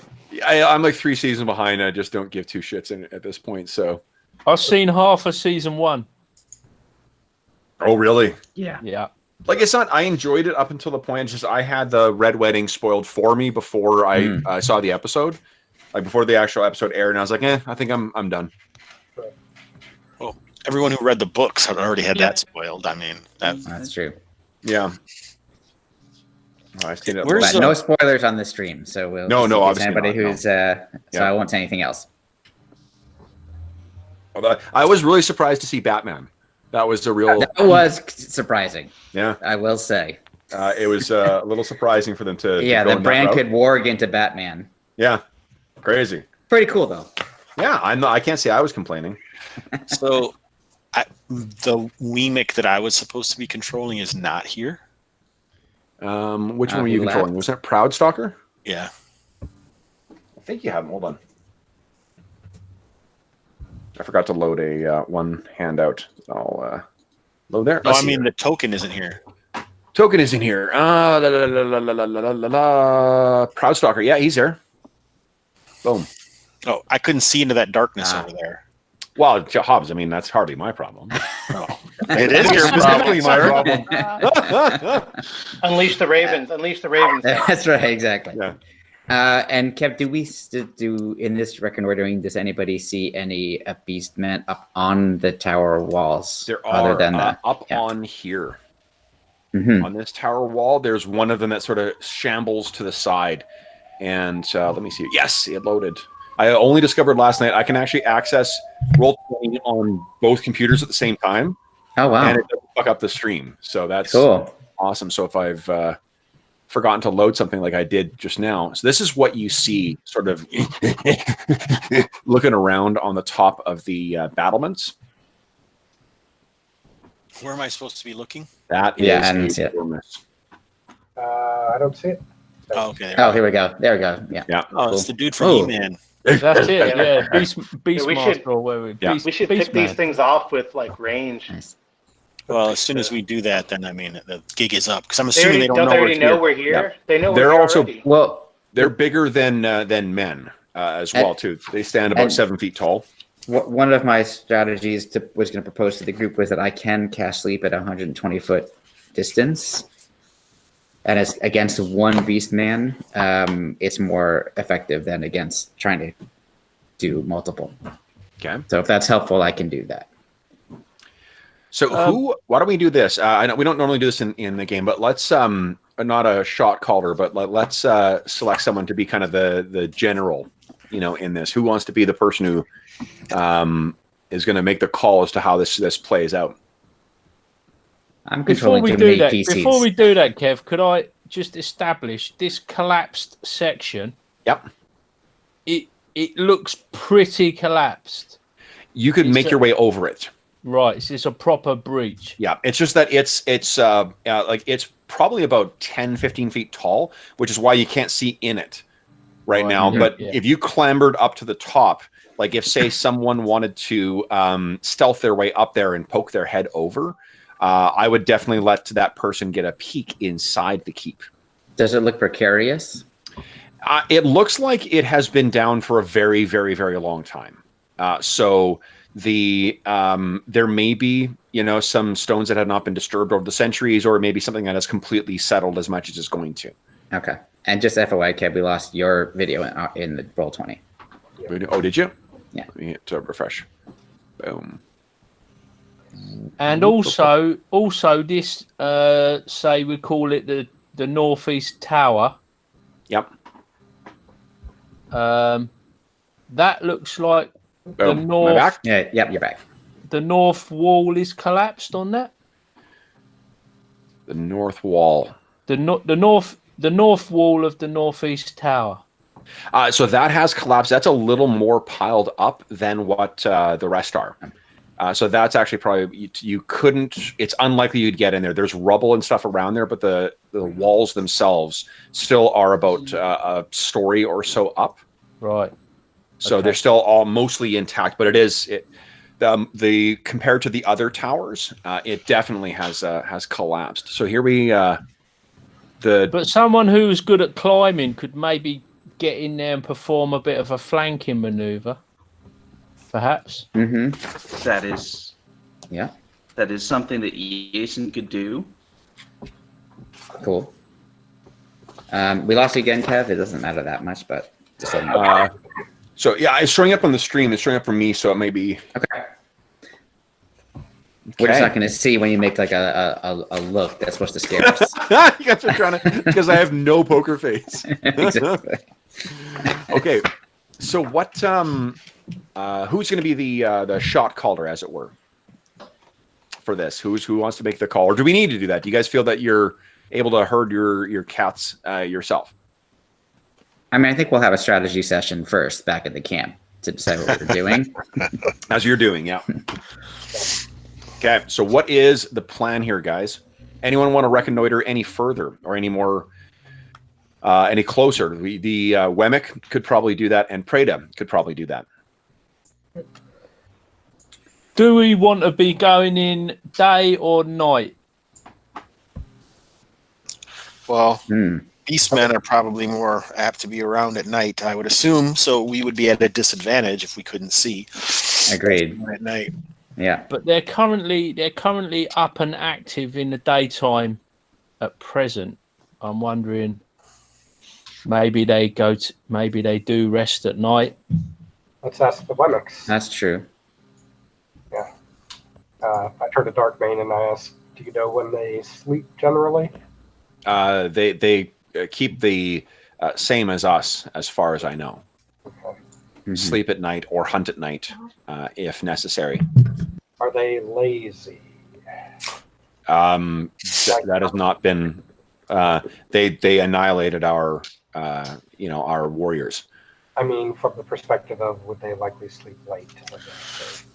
That they don't know. Okay.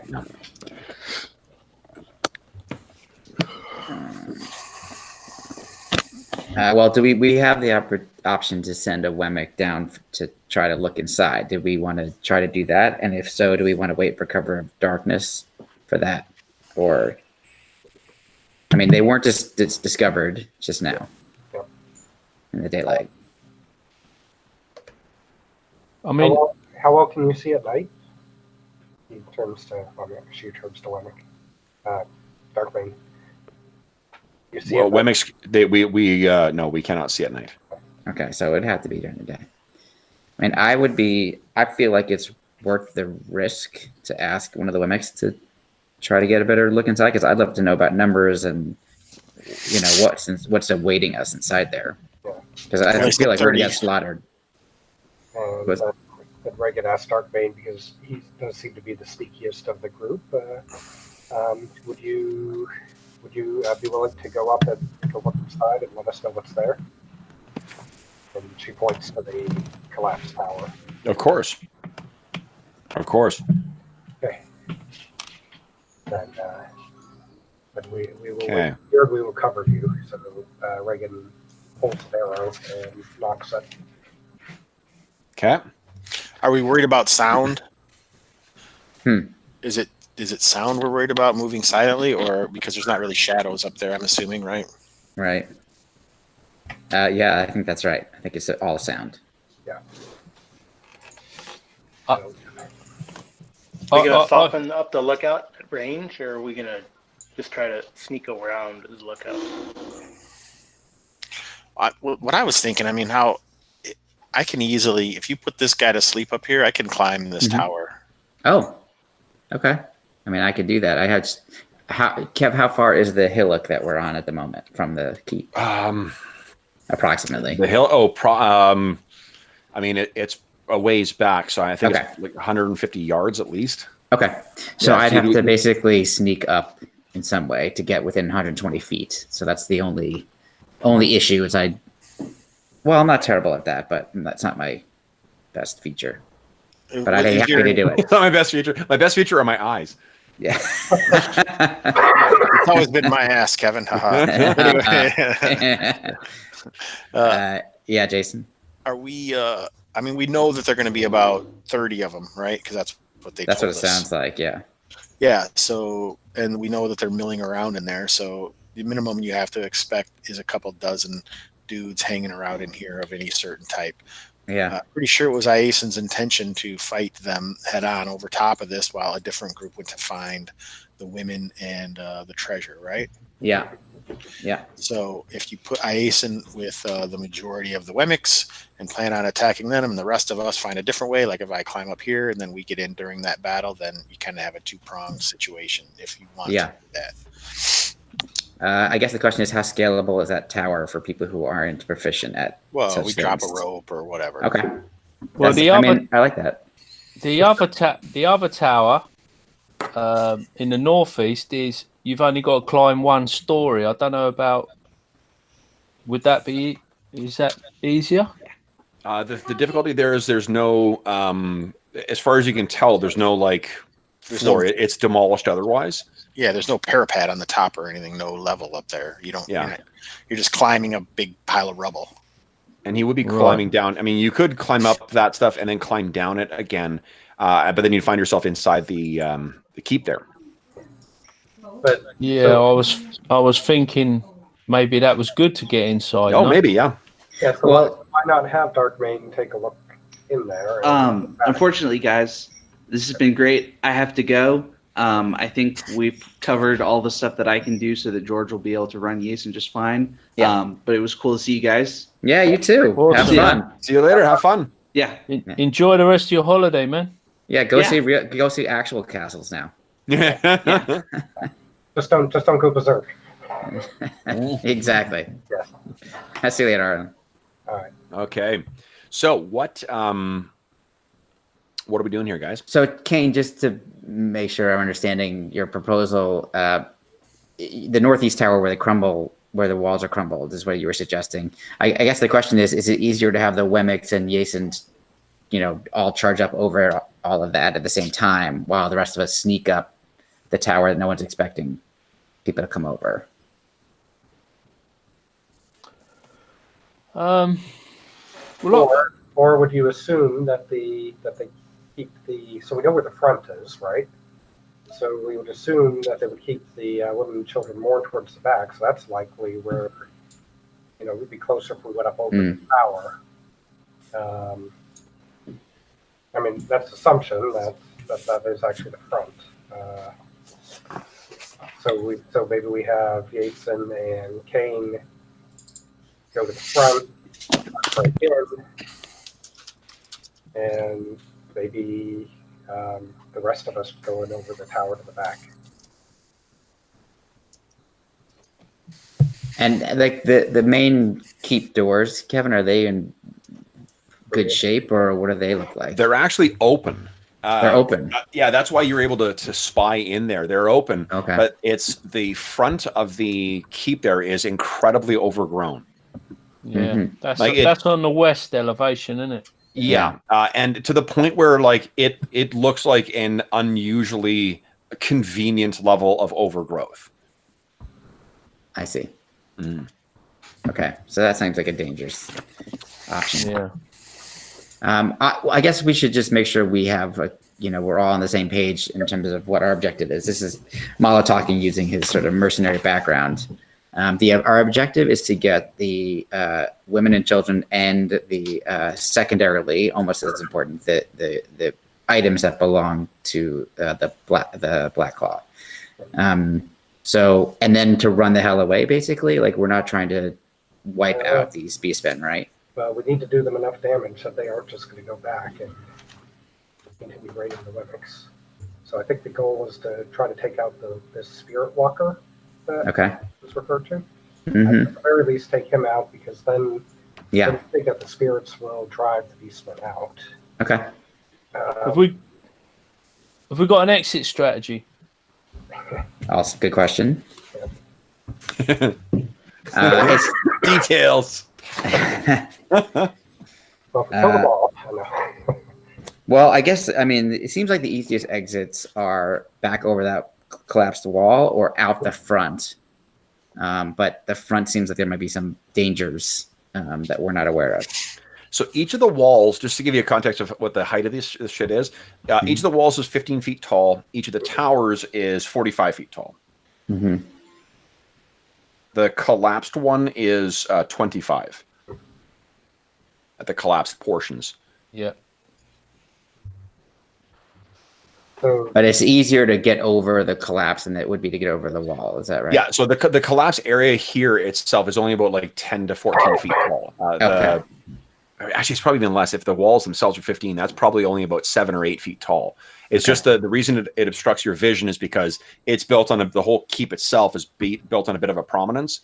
So you don't have an angle to look down into it. Cool. Okay. And you definitely want to do this in the daytime. I still suggest that that Darkbane at least takes a peek over the top. So we could always do it. Kevin, where's the sun come from? Maybe we can have it so that before the sun is coming. You might want to wait till later in the day. Because this was about halfway through the day when you reached here, it's probably fairly high overhead at this point. But so maybe as it's setting, yeah. He can look in kind of like from this area. So if it's setting down, if the sun's setting like up here, Yep. and then he looks down here, it'll be harder for them to see. I thought the sun didn't set. Oh, No, that's right. remember, Thule is the weather is just like ours. Oh, okay. No, it's not like Hyperborea. So, and then we can plan for the evening. We make sure that all of their spells and everything are ready to go. And Yeah, because I think, Colin, we now actually know that because the diurnal creatures, they would need some kind of light source themselves. Right. So there actually might be light. There might be torches or fires or whatever that light them up. In their Yeah. inside the keep, they're probably going to keep it lit at night. Yeah. Yeah. So that actually might help us. Well, you'll get a lot more shadow and stuff, won't you? If Yeah. they got light sources and fires and torches. Mm-hmm. Yeah. And if we need to escape, it's easier to escape in the dark. Yeah. Agreed. Mm-hmm. All right. So that the order of the day is to do the reconnoitering at basically once the sun is in the right spot, and then potentially carry out our plan at night. Yeah. Okay. All right. everybody? That works for me. Okay. Hobbs? And who controls? Oh, Darkmane doesn't have any sight. Hold up. Sure. Give the characters sight first. And if Jania is on board with this, Yeah, I'm fine. Just tell me what to destroy at range. Excellent. What am I hitting and when? With the Scythe of the Reaper, it's like a siege machine. Yeah. Awesome. So I have to leave at noon my time. Yeah, that's when we're wrapping up. That's always when we wrap up. Okay, so I didn't know if we're going to really get into the siege at that point or what. That's only going to take, 5-6 minutes? yeah. Once you This plan is so solid. Gives us 2 weeks to make new characters, so that's exactly. plenty of time. Okay, so let's do this now. Darkmane. What I need from you, Robert, is if you could kindly make a D12 roll, please. This will be your stealth check for Darkmane. Let's see how sneaky he is. Whoa, that's good. Low is good. Okay. Awesome. Yeah, low is definitely good. All right. Yeah. So let me make sure he's got sight here. Yep. All right. So I was busy following Prado around, and I was like, I can't see anything. Yeah. So this is late in the day when he goes sneaking up, and yeah, you guys can. It's incredible how fast he disappears beneath the, the low grass. The combination of crouching down and leaning his whole torso down and kind of, almost it's like a Wemmick equivalent of a belly crawl. You can't even really see him as he's moving through the undergrowth. And once he reaches the big trees, he's right up against the wall, and we see his narrowed big gold eyes. He sneaks up, and you can hear from inside the sound of this, like the revels and the noise and general cacophony from the beasts within, or the beastmen within. Oh boy. He slowly sneaks his way up to the edge. And then I'm just going to move him. This isn't where he's going to be, Robert, but I want to give you the perspective of what he sees. Okay. Boom. That's what he sees. Okay. Let me see. Can I ask then, what are these? Those are also beastmen. Okay. Got it. Do they look obviously different than the others? They look a little different from the others. That's right. Okay. They're a little bigger and scarier. Okay. Bigger and scarier.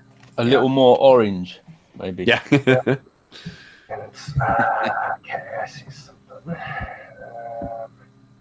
And that's probably the best perspective. Like, unfortunately, I'm not going to move your token anywhere else just because that's. But let's see what for those listening at home. This is what he can see right now. Okay. Yep. Okay. All right. And I see across on the southern side right here. I am supposed to be able to see this, right? Yep, you are. Yeah. Okay. All right. That looks like a stable. It's a stable that's been converted. Okay. I'm going to do a print screen because I'm not very good at drawing at this point. So we'll head back to Darkmane. Suddenly is back among you guys, and again, like, you don't see him appear. He just suddenly, raises up out of the grass. What does he tell the collected allies, or his collected allies, that he sees?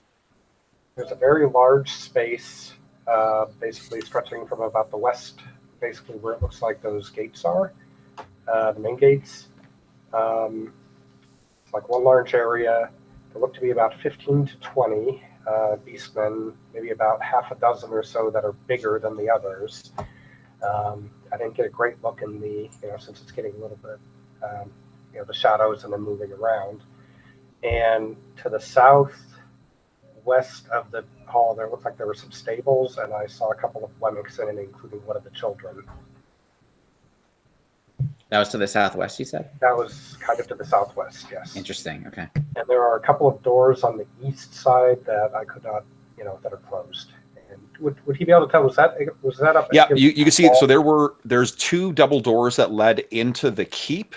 Yep. That were on the east side of the courtyard. Okay. There were also doors that you could see leading into each of the towers. Okay. All of them were closed, so you couldn't necessarily see what was in there. Yep. And no sign of like restless dead or anything like that. Nope. What you can see as well, there's probably 2 or 3 places where the beastmen have stretched out the hides of Wemmick that are drying, basically. Oh, wow. Jeez. Okay, so Horrifying. that he's a little bit more, shall we say, holding his anger. Actually, probably not holding his anger too much. Yeah, they're all growling. You can picture all of them as he's describing it. They're all kind of inadvertently kind of. Yeah, okay.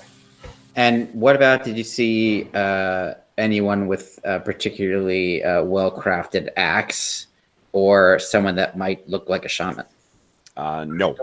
Amongst the ones that they seem to be just like the run-of-the-mill, hunters, the Vormis hunters as well. But there were a couple of ones that did seem bigger that had these kind of big, crude, what are they called? Wattles, I think they're called, the Aztec big clubs with the obsidian. Mm-hmm.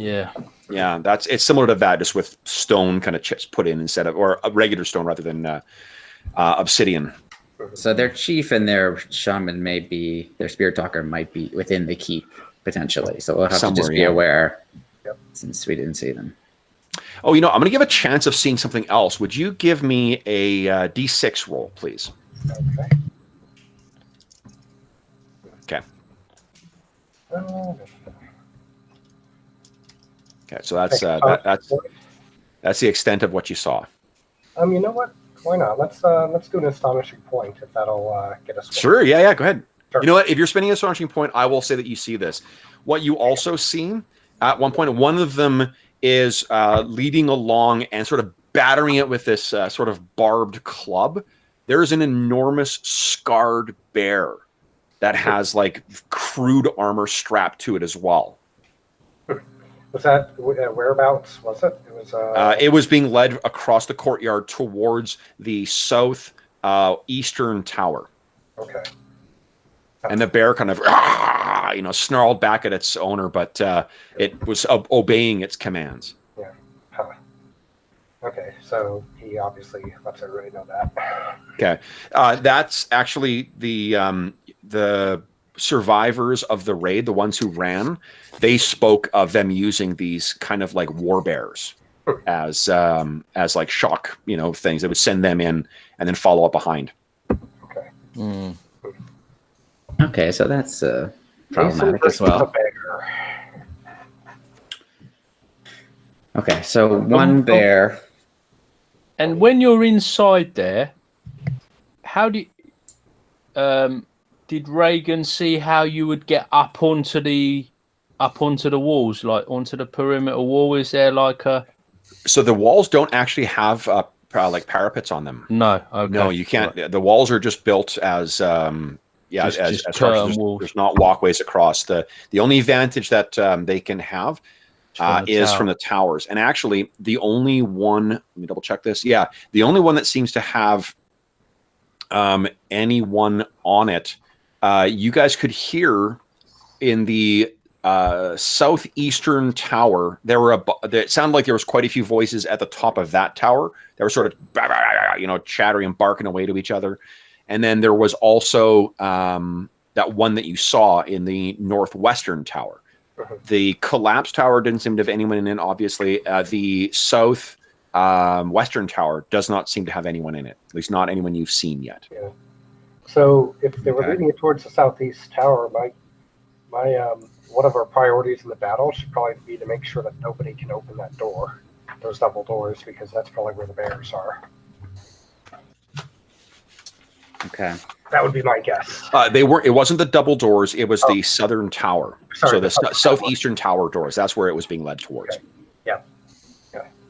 So you're suggesting maybe we break through and try and secure the southeast tower so that it can't be opened.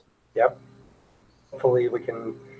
In fact, you might even suggest that Jason and you make your stand there. Where was that? I missed that.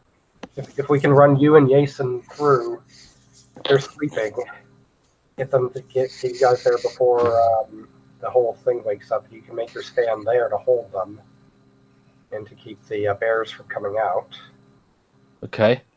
And then the rest of us break out the people in the stables. I don't know if that makes sense. I was just thinking if we could get the prisoners out safely, maybe we don't have to take out the spirit guy in the same raid. That's Right. true. Yeah. We could theoretically come back through. I mean, he could be a target of opportunity, meaning Yeah. if we see him, we get him. If he we presents don't- himself. Yeah. No, I wouldn't suggest going through the whole tower looking for him. No, Yeah. yeah, exactly. Yeah, we don't want to have to sort of like be caught up trying to defend the prisoners whilst we're searching the place. Yeah, I agree. Did the Wemmick see where they were holding the prisoners? Yes, it's southwest yeah. in the stables. At least some of the prisoners. So could we maybe make an approach from the south and get onto the roof of the stables, like scale over the south wall, get onto the roof of the stables, whilst we have another attack from the north? Mm-hmm. In fact, maybe that's where if Jason and again, I'm worried about that southeast tower. Yeah, but, true. if you guys wanted to drop in from the roof there and kind of draw them towards the eastern part, then the rest of us could go over even from the northwest, and we should have a fairly straight run to the stables. And do the Wemmicks have a sense of exactly how many of their number were captured and compared to what they can see here? Does it look like only half of them, or do they have any sense of? Do we have to look other places to find the other captured ones? I think that's a question for you, Kev. Oh, sorry. Go ahead. Just wondering if the Wemmick that can be seen inside, do our allies feel like that's all the ones that have been captured and are missing, or is Can't there really a lot see. more? Yeah, like the You just saw they Darkman could were only in really there. see part way into the Gotcha. stables. Okay. So and it's And not. Does he know how many are missing just in general? Just so when we're in there, we see how many we see, we can decide if we have to go looking for more. He could see at least one adult and at least a couple of cubs. No, I just mean like how many are missing from the pride. There's at least I think it was like 15 or 20. That were missing. Okay, But it's tough to tell. You know, from this, the groups did split up. The beastmen split up when they fled, and then he did see at least like 2 or 3 skins that were drying as well too. So there's some that were, Right. But we have a sense, at least going in there, of how many we're sort of looking for. Yeah. To begin with. So okay. Right. All right. So I mean, I think we kind of settled on a 2-pronged approach. One is more of a distraction, but also effective. Effectively we taking out some of these things, and the other will be on the rescue mission. Yep. And so it sounds like Kane and Jason are going to be leading the charge on the distracting attacks, and the rest of us, I think maybe Prado like kind of leading the way, possibly, depending on what you think, Hobbs. trying to get to the captives and free them. What about that sleep spell, Marlo? Absolutely, I'm happy to employ that in any way that we think is effective. Reagan needs to probably go with Jason and Kane because she needs to make one of the bigger at the last minute. Right. Yep. No healing. Okay. Oh. Okay. Yeah. Okay. But, if we're scaling the walls, I don't see how the Weemix can go with the strike team. Well, they can jump in from the. They could come in through here, right? That's where we're all going, isn't it? Or no? Yeah. Well, isn't that where the fighters are going, or no? I think. Yeah. Yeah. The Okay. The fighters are coming in through the breach, Okay. and then the stealthy lot are approaching from the south.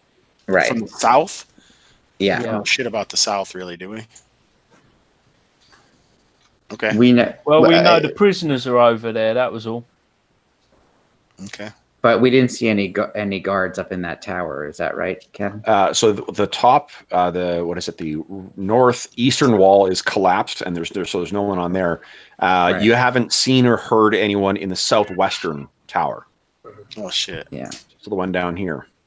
Yeah. There is one watch out or lookout, I should say, up here on the top of this tower. But the one that is just to the south of that, you haven't heard or seen anyone up there. Okay. So I could potentially, obviously, I can cast multiple spells. So I could potentially put this one that we can see to sleep as we make our way to the south. He's not going to see a lot in the dark, though, is he? How are we going to see? Yeah, we'll need a light. Well, you don't. I mean, you don't need to see a lot, do you? To climb and stuff? Yeah, I mean, it's not pitch dark outside. Do you get out at night, Jason? I try not to. I'm an old man, especially not in Thule. So, well, actually, that is a good Colin, question. you're absolutely right. Like there is a degree of night vision that you're going to have. You're able to see, especially once your eyes adjust to it. The thing is that movement tends to draw the eye. So I think the only chance of you guys being spotted would be if someone saw you sort of, they just released a trailer for Batwoman. I didn't know that was actually coming out. So if you was looking on your phone or something at the Batwoman trailer, then the sentry would probably see you. Exactly. Right, exactly. I just had a pop-up come up. That's why it was foremost my mind. Good thing you're not stealthing around here, Kev. Fuck yeah. I am. Yeah, I've taken 0 levels in Sentry. So the amount of light that's shed by whatever, moonlight or starlight or whatever is out is enough for us to sort of make our way and Absolutely. Okay. Yeah, like you're not going to be like turning ankles or any shit like that. You're not. I'm running at a full tilt sprint in the darkness. So if you choose to go there, that's fine. Both all looking at the back walls here, Preda, all of that is stuff you feel you could easily scale. And this part right here that I'm pointing to, I think, is about where the stables were that they're holding the prisoners. Yeah. My worry is that since we didn't hear anything from here, that's probably where the Spirit Walker is. Preda, would you give me a D? If I see you're back there anyway, give me a D12 roll, please. Oops. Ugh. Okay. All you hear is the sound of those beastmen barking and crying at each other, arguing in their bestial tongue. okay. So what do you think about that plan? Are the Weemix with us going to be able to climb this wall back here? They will not. No. So what if it sounded like, and Robert, correct me if I'm wrong, that Reagan was saying that our Wemix could potentially come over with the main assault team and cross through that courtyard pretty quickly, like there was a straight shot. I think so. How fast can they run, Kev? How fast can who run? Yeah, the Wemix. Well, it should be on your character sheets. Yeah, let me see. Wemix have a move of 40. Okay, so they're faster. Oh yes. They could get across the courtyard in basically one turn from there. But doesn't that kind of defeat the purpose of a sneaking group trying to do something, because everyone will see them just run over where we're at? So Well, I think Don't hit us. We could delay So we're the gonna have him assault. We attack from could, over here. Well, I We was were actually, gonna sneak in. I was actually suggesting that the main group, basically the loud ones, could climb over the wall here. So that's where we want Jason and Yes. to be anyway, right? So we don't care if we make a lot of noise coming over this. Yeah, I'm not talking about those guys. I'm talking about the Weemix. Where are they in this plan? Right. So if Jason and Kane come over here first to the south, they'll draw any of the beastmen who might be further to the north and in the center down here. Then the Weemix can come in. I don't know where you're pinging, I guess. Okay. The Weemix. So, all right. You know where the arrow is? Use the arrow. It's easier to tell what you're saying. I don't know. I've got the arrow. It looks like a circle with a comb in it. Circle with the comb. There we go. Nope. Snap to center. I see a circle with a comb. It's not doing anything. But Well, you have to actually do it. You have to move. You see what mine's doing? No, I don't. You don't? so I think Here. Oh, So I hear this is what you're saying. I think Robert, tell me if I'm wrong. That this is where Jason and Kane and others would climb over the wall. And Hobbs, you see that yellow? Yes. Yeah. Whereas the rest of us would sneak over here to get to the Wemmix that are captives that are right here, basically. Then have the Wemex attack across over the wall while we do that. Yeah. On the other side to distract. But we could delay the assault. Yeah. Until we get fighting from the big guy. Right. If you lot could successfully get over the south wall without them being alerted to our presence, we can hold off the assault. If, like, the alarm goes off, we could charge in at that point and form a distraction to allow you to make an escape. And also try and secure that door where the bears are. It's worth noting, too, guys, Jason can climb just like a thief. Oh. He's a berserker. So both Preda and Jason could clamber over that back wall quite easily. So I guess the question is the order. Do we want to get the big guys over first, draw everybody to them, or do we want to try to get the women captives out without anybody noticing? And I don't think that's possible. Yeah, secure this tower, sleep this guy while we go around. Yep. Have the Wemex assault, but not right away, not until we get things started. Yeah. Because then they'll know that the Wemex are trying to get there. And they'll react. Yep. Yeah, because So we have like, Mallow has like fire stuff, so that could be like the signal. So once he does some sort of fire thing. So we have to secure this area to get the Weemix out. Yes. Mm-hmm. Right. Okay. But if we could let them out here, then who knows? Maybe some of them can even help us. We don't know. So probably not, but okay. I mean, if you get onto the roof of that stables, you can spy in there and see whether they're like tied up or whether it's just a matter of busting open the front door and then they can all kind of run into the courtyard. Let's just do it. The dice rolls are going to make things go shit crazy when it happens anyway. We only have about 20 minutes. Let's just make a decision and do it. Do it! So are we all right with this idea? Reagan goes with Jason and Kane. Okay, so why don't we do this, guys? Position your tokens precisely, like where you are going to be right before shit goes bananas. Okay. Um, we have to walk around, huh? We can't just fly over the... Yeah. So Kev, just to be clear, I'm going to wind up being with Preda when we start, but my plan was to try to put the guard in the northwest tower to sleep on my way. Yeah, that's fine. Let me see if he... Ooh, let's do this. Let me first see if he's going to spot you. Okay. Okay. And then let's roll initiative and see whether you act before he does. Okay. So go ahead and give me a There we d6. go. Oh shit! I rolled a I rolled a 5. Oh, man. All right, great. All right, so you're just, I think, in range, and his big, bestial eyes kind of, and you gesture with your magic, and he drops behind the parapet, so you can't really see what happens to him. But the silence suggests to you that he is not hearing you. Okay, that was close. Okay. So Iphigenia, Malo, Preda, and Reagan are all going on the back. Yep. Mm-hmm. Unless Okay. we want to one person. Unless you think Iphigenia would be better just to stay with the Wemmicks, but it's up to you guys. Okay, what about Yason That's fine. and Jason and Kane should be near Reagan, so on the southeast side. okay. I mean, I will happily just try and free the Wemmicks by myself if you think it would be easier. I think that's not a terrible idea. You're far more stealthy than anybody else. Right, but I think Malo and Iphigenia can give like martial support just in case it Yeah. takes a while. And any kind of magic or whatever you need.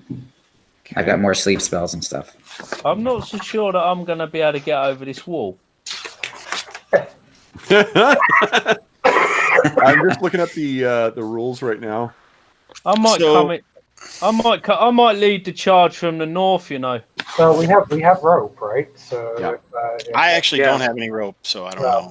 Okay, Reagan does. Jason can I think Kane does as well take too. rope up. Yeah, I did have rope.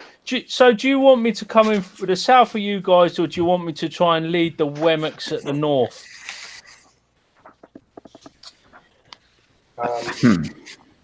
Maybe come in with the Wemmicks. Yeah, I don't see why not. Yeah, I agree. So where Mallow is going with Preda, or you're going with Ace? Yeah. Malo's going with Preda to help her. Okay, and Iphigenia? And if everything goes south, and Iphigenia is also, yeah. if everything goes south, Mallow's going to set up a flare, basically, which is the signal to first for Jason and Reagan to go over, and then maybe a few heartbeats later, the Wemmicks to come in. And we're going to have a signal for me to bring the Wemmicks in.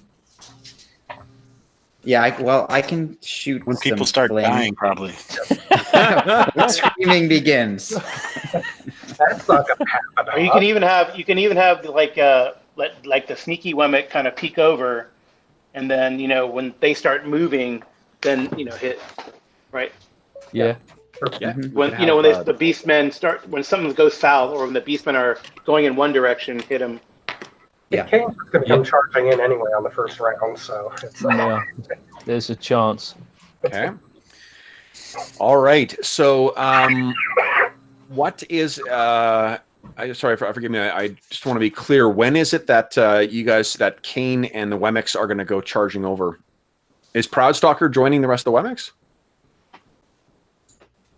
Yeah, I think Proudstalker's a stealthy one. He's going to take point. That's Darkmane. Darkmane, I think it's the stealthy one.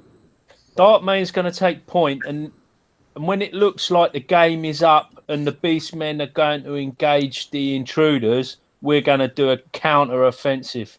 Awesome. Okay. Give me a D12 roll, please, for whoever. Robert for Darkmane. I guess before we depart, I'm going to say, see you in Elysium, Nice. or at the victory fire. that's probably not good. Oh. No, that ain't good. Okay, so let's. I just realized the flaw in our plan now. Reagan was supposed to make Kane big. Okay, so let me move. Maybe she would stay. Yeah, she would actually stay with Kane then, because she can't go over any better than Kane could. I was going to move people over here, get them in a bit closer. Okay. All right. So what happens is Sorry, Reagan. Darkmane. We're going to jump back and forth a little bit here. Darkmane. Sorry, where's Reagan going? Reagan's here because I realized she needs to stay with Kane because she needs to make. Oh, okay. So you want her over with Kane? Yes. Okay. Okay. So you guys sneak. This is under the cover of darkness, right? Mm-hmm. Yep. Yeah. So the moon has come up. You guys have, had your repast, and you guys are all sneaking in. Seeming shadows drifting through the darkness. You guys make your way to the back as well. Jason, Preda, Malo, and Iphigenia. What is you guys go up and you can hear the sound of the revels continue on into the evening, and you can see the from dancing off of the what do you call it, the walls on the inside of the keep, the big sweeping 3-story keep that is the center point of this keep. There are the dancing reflection of fire, many bonfires inside the what do you call it, the keep itself. So the courtyard is very well lit. The outside, let's see here. Who wants to? We see our Wemmick and Kane and Reagan who are sneaking up to the base of that area and getting ready to, waiting for sort of the signal. Darkmane sort of sneaks right up to the edge and is peeking his head over, looking down. We cut over to our other heroes. Prada, are you the first one going up, or is Yason going to go up first? I thought it was my understanding Yason was going up over here. Yeah, me too. Oh, is that the plan? Yeah. Yeah. Sorry, I moved him. Okay. Yeah, so that's I'm my confused on all the stuff we talked about. It's like, oh, nope. Oh, sorry. Yeah, Now it's the fucking DM. Super complex plan. Okay. Yeah. Okay. So then George, Kev give me a didn't get a D12 memo. roll. Prada, give me a D12 roll, please. Open. Nice. Thank you. Yeah, no problem. Where's this? Is it on the thing? It is not, I don't think. No. Okay. I think that fails by one. I think that fails. You're level 3, right? Yeah, I think I have a 9. Oh no. Let's double check. So that's here. a D12 skill check, is it? Yeah, all the Yeah. thief skills are D12. That's quite nice. Yep, 9 and 12. Mm-hmm. You don't have a bonus for. So climb isn't. Oh yeah, it's 8. Oh It's already shit. added in. The bonus is already added in. Yeah. Do you have an astonishing point that you want to use? Let's just see what happens. That's some All right, emerging story right there, Jason. Yes. So you're clambering up, and unfortunately, you get to a point and you reach onto a part of the flagstone, and or one of the stones that makes up the walls, and it completely comes loose. You try and catch yourself on another. That one likewise comes loose. Give me an avoidance save, please. Nice. So you only take 3 points of damage from the fall. You hit, and because you made the save, you don't make enough noise to have anyone make a check. Great. So you collect yourself. You want to try again? Sure. Please do.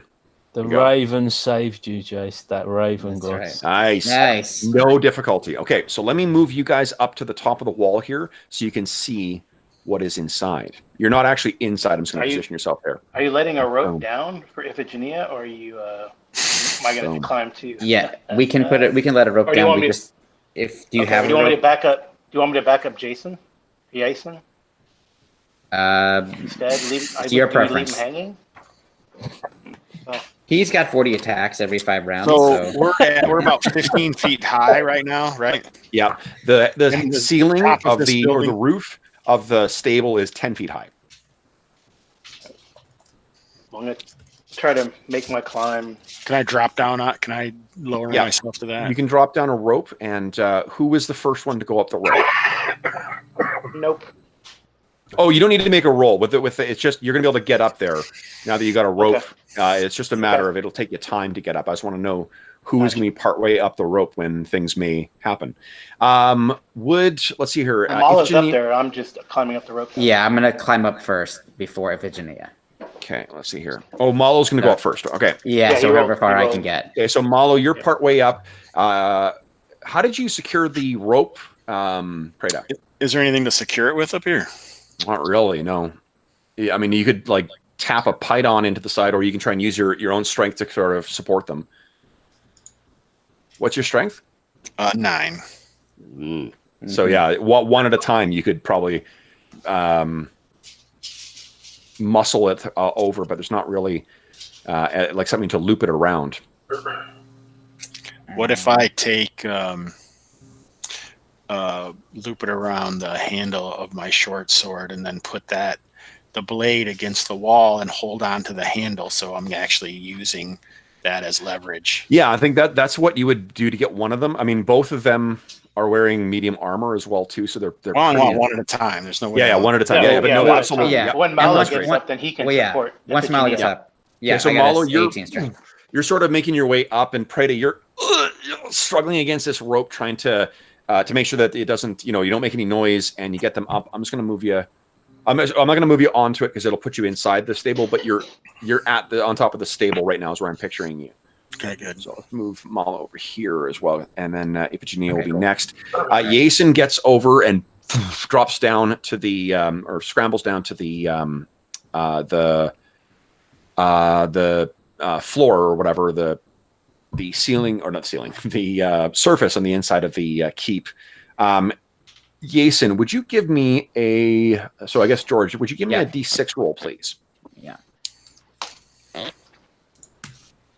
6. Okay. Perfectly silent down here. Great. You can see there's that door over here leading into the thing, and you can see the sprawling, crowd of beastmen that are and kind of hitting each other and drinking liquor. You don't know where they got the liquor from. And Darkmane, you are.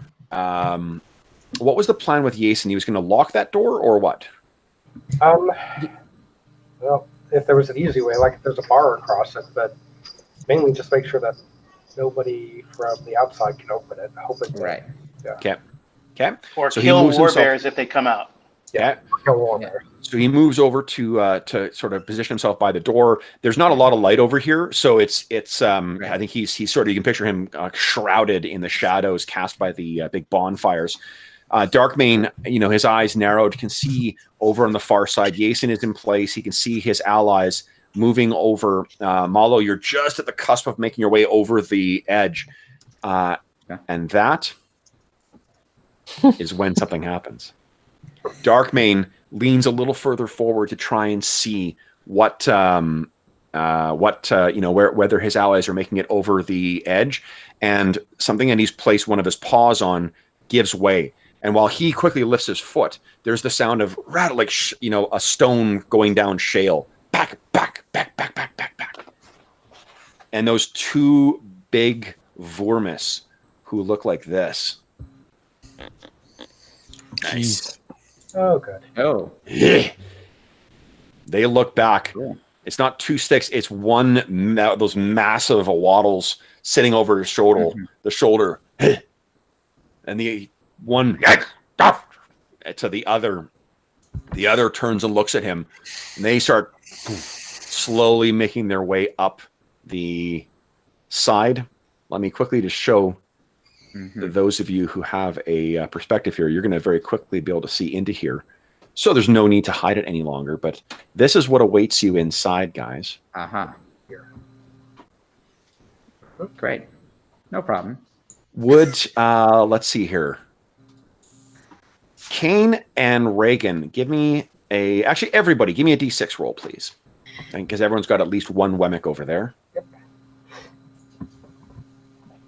Wow. Yes, Well, or at least they're consistent. Yes. Everyone's using the same fucking dice.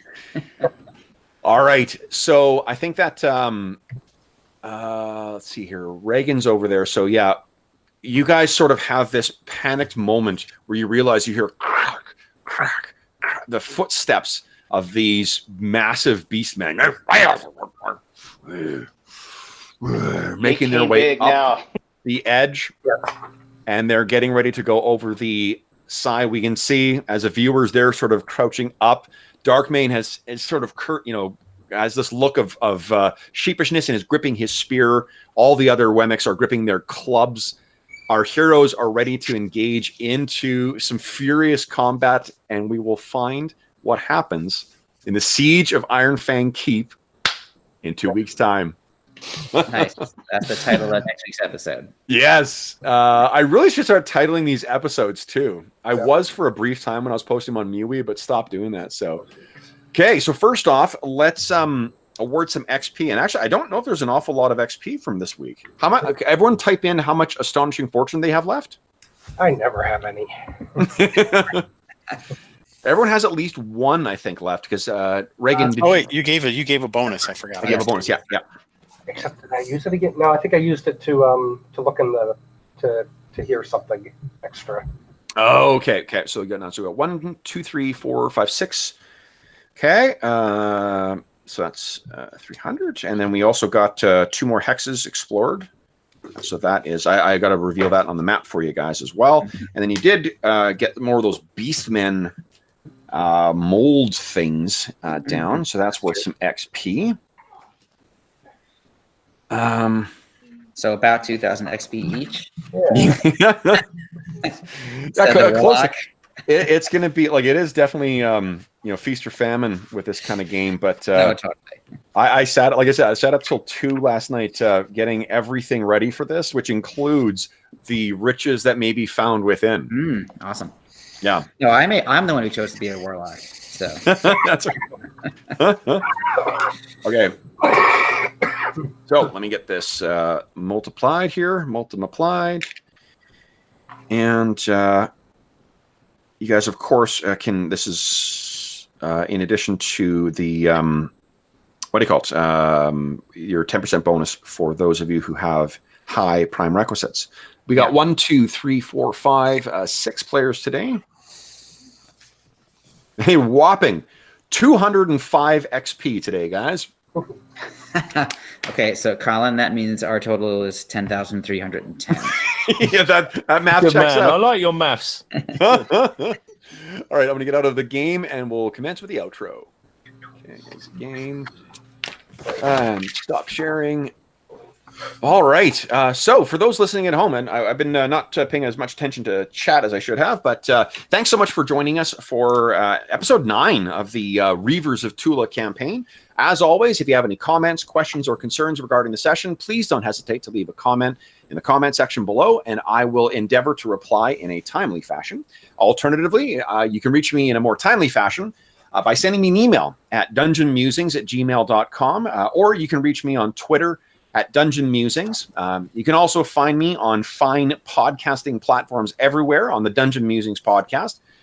There, I don't do actual plays. I do more gaming theory stuff, and I just posted an episode this week about finding your voice as a DM. So if that sounds of interest to you, or you enjoy the content in the channel, that's another place you can enjoy even more opportunities to hear the melodious sound of my voice. So, as well, so you may notice that there's a link in the description of the video to something called Heroes Save Villages. That is the charity fundraising campaign that we run on the channel. And from now until July 1st, we are running a charity raffle. And the raffle is, the way it works is for every $25 that you donate to the campaign, you're entered once to win the raffle. And the prizes in the raffle include our grand prize, which is a brand new copy of the Beetle and Grimm's Platinum Edition box set for the Waterdeep Dragon Heist Adventure. So it's a pretty, it's a $500 US product. If you enjoy D&D, it's a really lovely product and a pretty cool grand prize. In addition, we've got a bunch of lesser prizes as well, including core rulebook for the RuneQuest Glorantha role-playing game, the newly released edition. We've got a core rulebook for the Legend of the Five Rings game come out from Fantasy Flight. We also have a core rulebooks for the Delta Green game. In addition, we've had a number of publishers who have very generously donated content for the raffle, including, let's see, we've got Warhammer Fantasy Roleplay 4th Edition from Cubicle 7. We have a bunch of assorted PDFs from them as well. We have PDF copies of the complete library for Conan 2D20 and Star Trek Adventures from Modiphius. We have a starter set for the Starfinder role-playing game donated by Paizo. We have core rulebooks in PDF from Nice Black Agents and Mutant City Blues, 2nd edition from Pelgrane Press. We also have, we don't know what the art is just yet, but Del Tiegler, one of the artists who's done art in the Astonishing Swordsmen and Sorcerers products, he's donated some original art for this as well. So Cool. That's another very cool reward. And most recently, I heard from Matt Lillard of Beetle and Grimm, Oh, yeah. and they have offered to donate a copy of the newest edition of their, not the platinum books, but the sinister silver edition of the Secrets of Saltmarsh game. So it's the brand new adventure that's coming out from what do you call it? From Wizards of the Coast. And this is their, just like the platinum editions, just a more modest version with lots of cool handouts and stuff like that. So it's another really cool prize that's available. Any money that is donated goes directly to SOS Children's Villages, a really terrific charity that provides direct benefits and advocacy for children in only over 130 countries. There's over 80,000 kids that benefit from their services, and these are kids who are abandoned or orphaned or otherwise living in really horrific circumstances. And SOS Children's Villages provides a way for these kids to have a stable and loving and supportive environment so they can actually live as kids. So if you want to be a hero, that's a way for you to actually be a hero to save some villages. So anyway, last but not least, I want to thank my players. Everyone who's dragged their ass out of bed at the crack of dawn or in the mid-afternoon in Colin's case to join us in Thule. Thanks so much for joining us again, guys. So Colin, George, Hobbs, Carl, and Robert, and Arlen, who's now gone. Thanks so much for joining me this morning, guys. Thanks, Kip. That was awesome. Yeah, cheers. Cool. All right. Then until next time, folks, thanks again for watching and happy gaming.